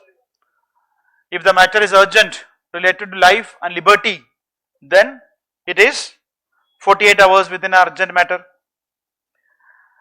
Section 8 deals with exemptions. Exemptions from disclosure. So which are the information exempt from disclosure norms? If it is related to national security, if it is related to foreign relations, if it is related to parliamentary privileges, like that. And also if it is related to personal privacy, personal information, personal privacy. So if it is related to security of the country, sovereignty, security and all those aspects, and if it is related to personal privacy or personal information. So information, if it is leading to invasion of somebody's personal privacy, then it can be denied. It is exempted. However, there is a provision. What is the provision? Yeah, if there is a larger public interest, then PIO should disclose that. If there is a larger public interest and if it cannot be denied to Parliament, then you cannot deny that to the citizens. So if the larger public interest is towards disclosing, then disclose that particular information. So that provision is also there under section 8. Then comes the appellate mechanism, appeal mechanism. There is a two-tier appeal mechanism.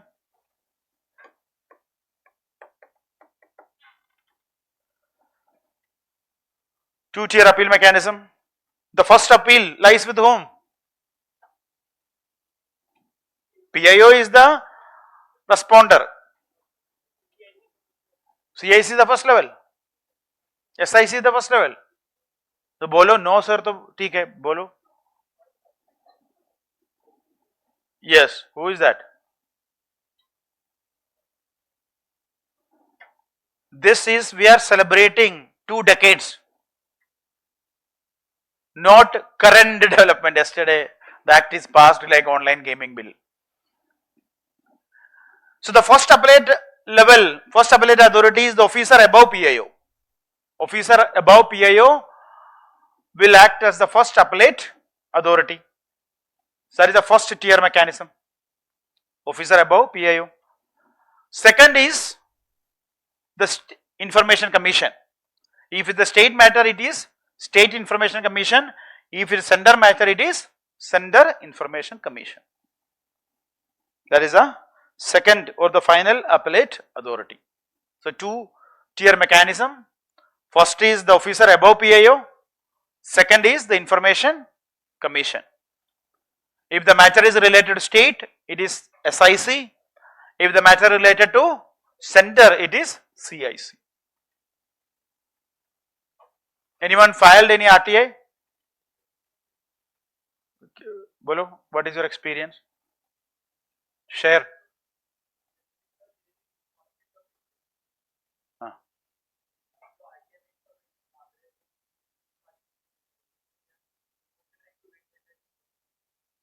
Your case. I'm not talking about the academic. So what happened? You filed for information, and what was the reply?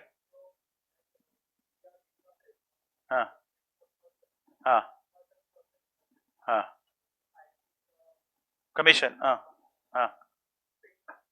It's pending. Correct. Exactly. This is the present problem with respect to Information or Right to Information Act. You file the matter for a particular information to PIO. PIO, if it is not responding or PIO is not giving you the response, then you can go for the appellate, and then the matter will be pending there. Time boundness is mainly for whom? For PIO. There is no time boundness for the appellate authority. Cases are pending for years now. So this is exactly the problem. Anybody else having any experience with the right to information? You know this act, right? Right to information. Awareness hai na? Okay. So there is also penalties, penalty provision. Now what is the success or positive aspect of impact of RTA? So it led to what? Citizen empowerment. It led to citizen empowerment. It led to a citizen activism. Citizen activism. Even ordinary people are able to hold government accountable. People in powerful positions are held accountable. That is citizen activism. So it is citizen empowerment, citizen activism. So conservative estimate is that more than around 40 to 50 lakh applications are filed every year. RTA applications are filed. So that shows the growing awareness and citizens empowerment. This is leading to what? Exposing corruption or arbitrary government actions and holding the government accountable. It is exposing corruption. So a lot of examples are there. Yeah, you can cite any examples in the Adarsh housing society scam is also about that. Every now and then you will get some or other RTA and related things. So it exposes corruption or exposed many corruption and also arbitrary government actions, thereby thereby increasing the public accountability. This all foster what? Foster good governance. Foster good governance, encourages participation, people's participation, two-way information highway.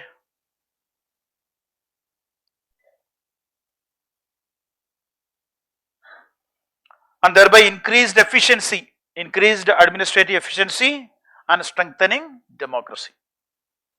Increased administrative efficiency and strengthening democracy.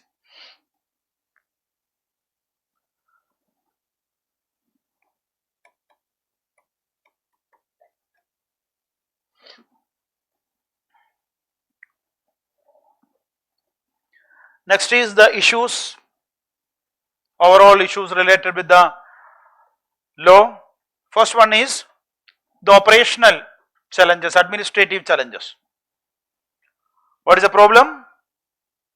The problem is large backlog of appeals, large backlog of appeals.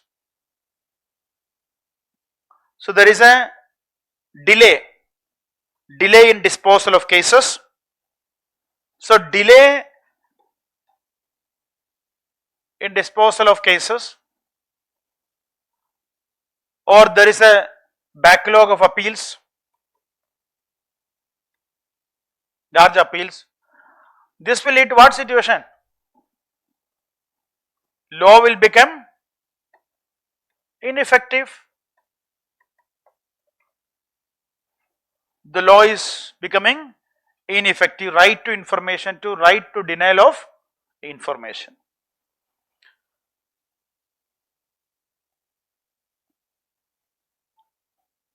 Another problem is with respect to administrative challenges, also the problem of lack of proper record keeping.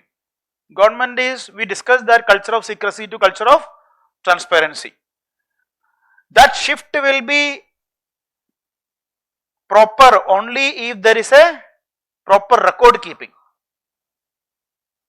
You catalog wise, you keep the records.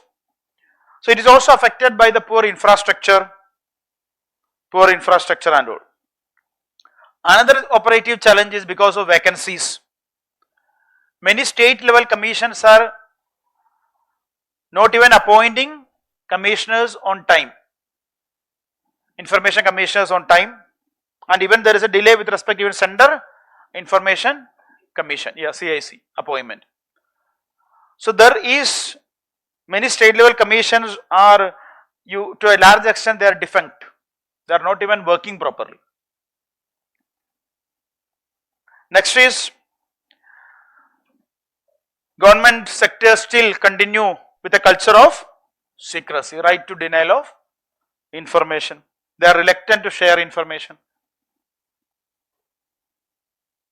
And the problem is also increased because of non-implementation of penalties. So there is no deterrent effect. There is no deterrence. Penalties are imposed.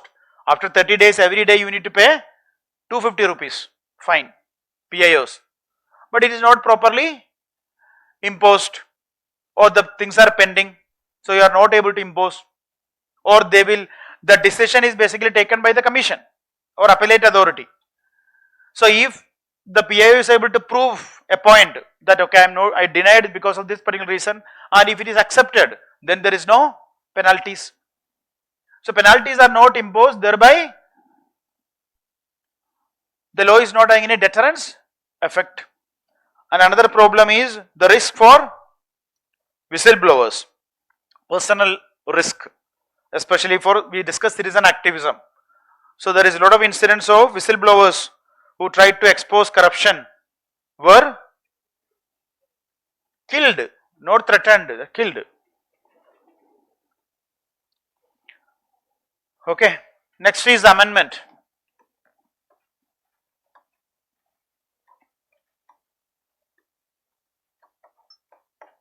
First is the 2019 amendment. So what were the key aspects? Tenure of the information commissioners. Tenure of information commissioner used to be, bolo, what you are talking to him?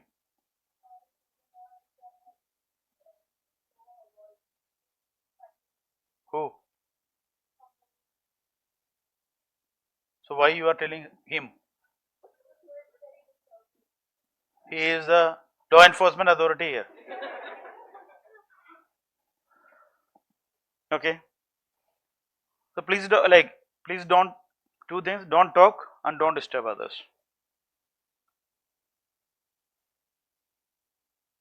It is a mandatory aspect in the class.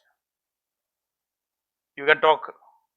If I am asking, if I am prompting something, you can reply, you can contribute, it's welcomed. But don't disturb others.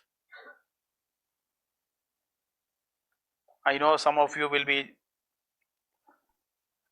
generative AI and just everything you can just, without writing down, you can just store it. There is a video, small video of a kid, small boy. He will open the book and he will say, next page, next page. A viral video, I think it's from China or South Korea or somewhere. So there is a possibility that you can just open the notes and then you will get everything. That is also possible. There will be people with such capacity. I welcome that sort of people, but you should not destroy the decorum of the class or other students. So the amendment, so what was the situation before the amendment? Yeah, there was a fixed tenure, but the 2019 amendment, the tenure will be decided by central government. Tenure will be decided by the central government. So before 2019 amendment, the salaries and allowances, they were comparable to those of election commission. This comparable to those of constitutional bodies like election commission. Before the amendment. After the amendment, it will be decided by central government. Previously, even the state, in the matters of SIC, State Information Commission, it had a role in setting up the terms, service conditions. Now, it will be under the central government. There is a uniformity now. Okay. This is the previous, before 2019 and after 2019. So there were some valid arguments also, because you cannot equate a statutory body equivalent to a constitutional body. You cannot equate a statutory body, its salary, its emoluments, its service condition equivalent to a constitutional body. It will be different, and because there was a lot of differences, state level, government is trying to bring a uniformity. That is a argument. Next is concerns, 2023 amendment. What is the 2023 amendment? That is amended through, so this is related to the institution, mainly Information Commission. 2023 is related to personal information. Personal information. This is amended through Data Protection Act, DPDP. So DPDP amended the law RTI, one particular section, that is section 8 clause 1 clause J. Section 8 clause 1 clause J. So section 8 clause 1 basically it talks about exemptions, and J is related to personal information. I'll just read the verbatim from the original law, what J was before the amendment. Just listen, okay. Information which relates to personal information, the disclosure of which has no relationship to any public activity or public interest, or which would cause an unwarranted invasion of the privacy of the individual, unless the PIOs, central or state PIOs, is satisfied that the larger public interest justifies the disclosure of such information. Further, provided that information which cannot be denied to the Parliament or state legislature shall not be denied to any person. This was 8 clause 1.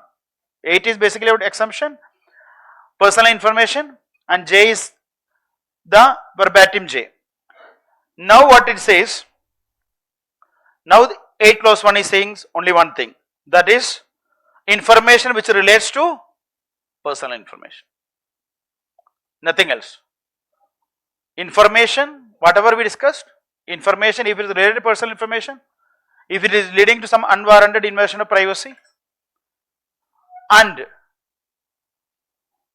one more clause was there. Further, if you can provide that information to the parliament, you should provide that to the citizens, or if there is a larger public interest, you provide that information. Everything is over. Now what is written under the section 8(1)(j) after the amendment through section 44 of DPDP Act, section 44 of DPDP Act, it says now information which relates to personal information.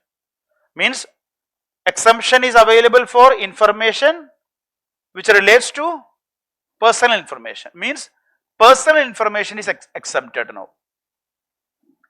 Personal information exempted through amendment to DPDP, because DPDP need to protect the person's information privacy. Now the problem arises. How the problem arises is that, what is the definition of personal information? Now Shailesh Gandhi also argues one major problem, that what is the definition of personal information? There is two definitions. One is, it is related to natural persons and individuals' information. That is one definition. Second one is the definition under the law DPDP. Under the law, under the DPDP, personal information is having a very broad definition. Not only related to natural persons, but also related to other like company, everything. Very large definition. That means any information will be considered as a personal information as per the DPDP law. Now you apply for an RTA and they can deny by saying that it is personal information. Nahin de sakta hu because there is a exemption. Thereby, what he says, this will become right to denial of information, because PIO's first priority will be what? I don't want to be in a situation where I gave an information which was actually covered under personal information. So it is better to be on the not giving side rather than giving side, because if you give, then under the DPDP penalty will be very high penalty. So what will happen because of this? There will be overall denial of information. These are the two important issues. Thereby it will also lead to what? Facilitate secrecy. Secrecy fuels corruption. It will facilitate secrecy. So what is the problem because of that? It will facilitate secrecy, this particular situation. Secrecy will fuel corruption. Corruption will increase.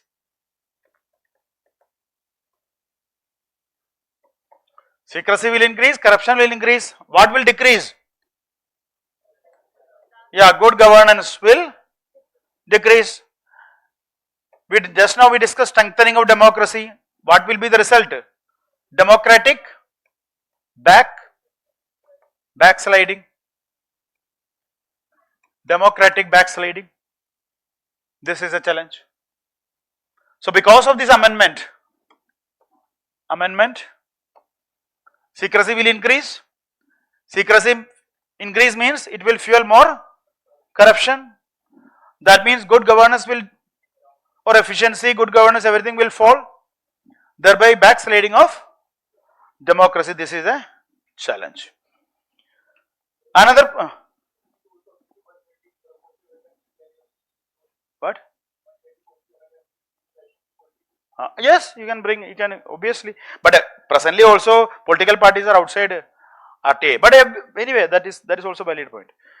Another problem highlighted by Shailesh Gandhi is that, another problem with respect to this particular present situation is that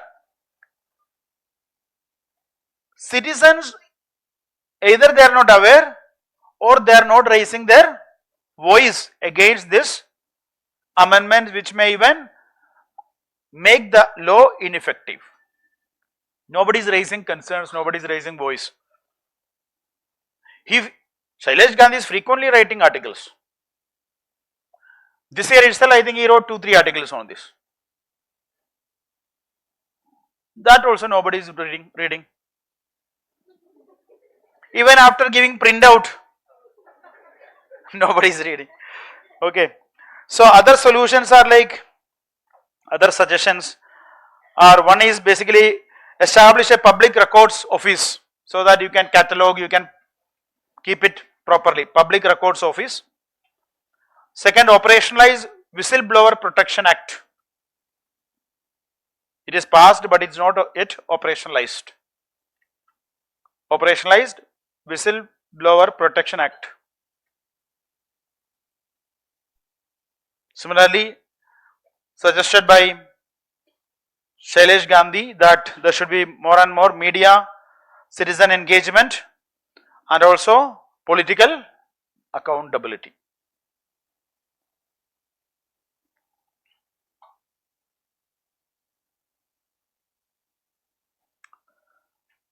Okay, write down a question.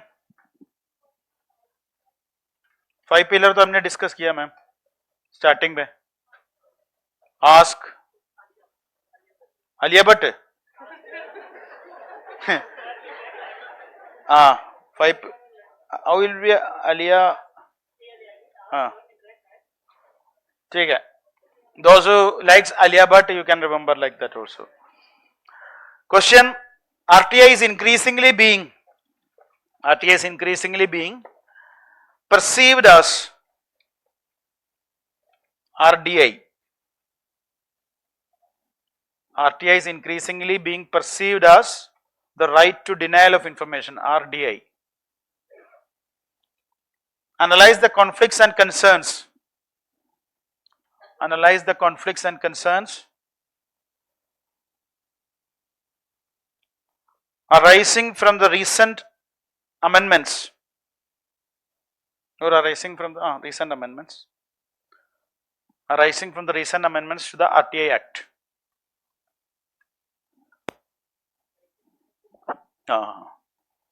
Both in 19 and 23.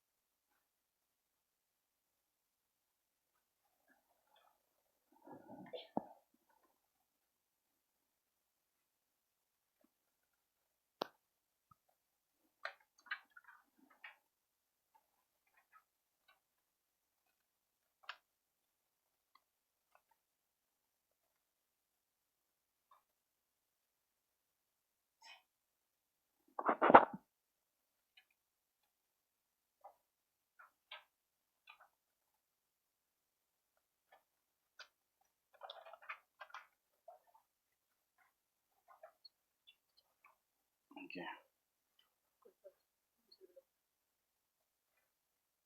Yes, this is correct. So you should write this first. Okay. Then from this arises these problems. So write the conflicts. Then you talk about this is related to the following concerns. No, separate. Separate will be better. Then you can write concerns. Okay. Sit. Oh, that is fine, but that will come under here only. Okay. Then you can write about the concerns. Then some. Okay. Sit. You don't need to write. It will come here. Okay. Then you can in the concerns you explain this point. This will come as explanation here.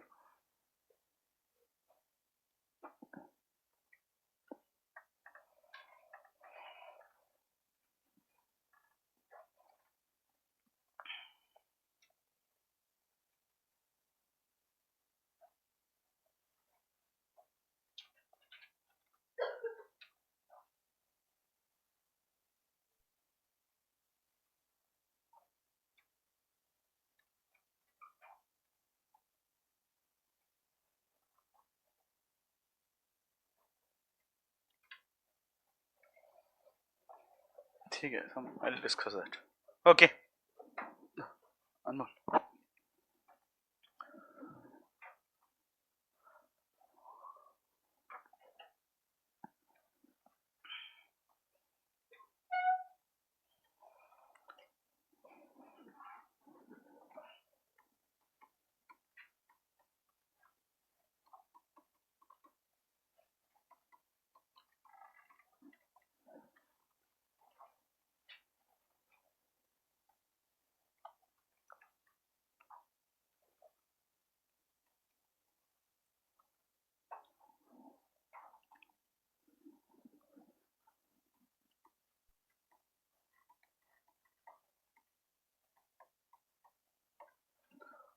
So right to information is increasingly being perceived as right to denial of information. Analyze the conflicts and concerns arising from the amendments.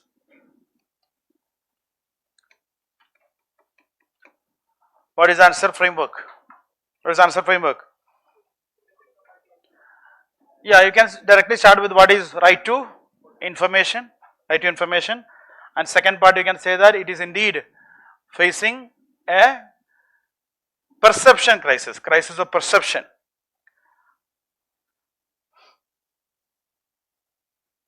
What is the perception? It is increasingly becoming an ineffective law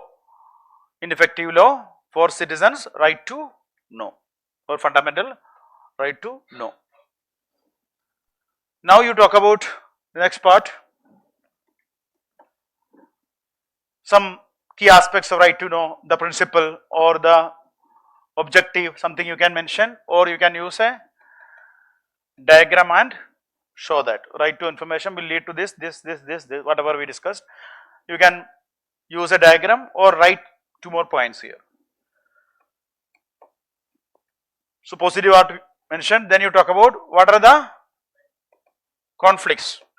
Yeah, amendment, then after the first write the amendment, 2019 amendment or 2020 amendment, or you can do one more thing. This is also the way to write that. You can use that in conflicts. What are the conflicts? What is the first conflict?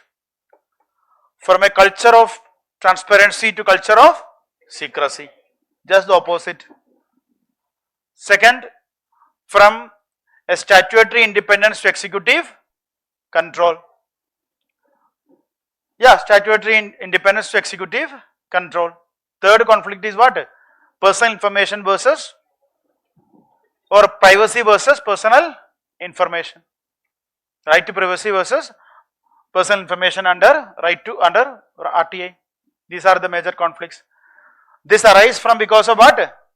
Because of 2019 amendment, that is gave more control to central government, and 2023 amendment through DPDP section 81J. Okay.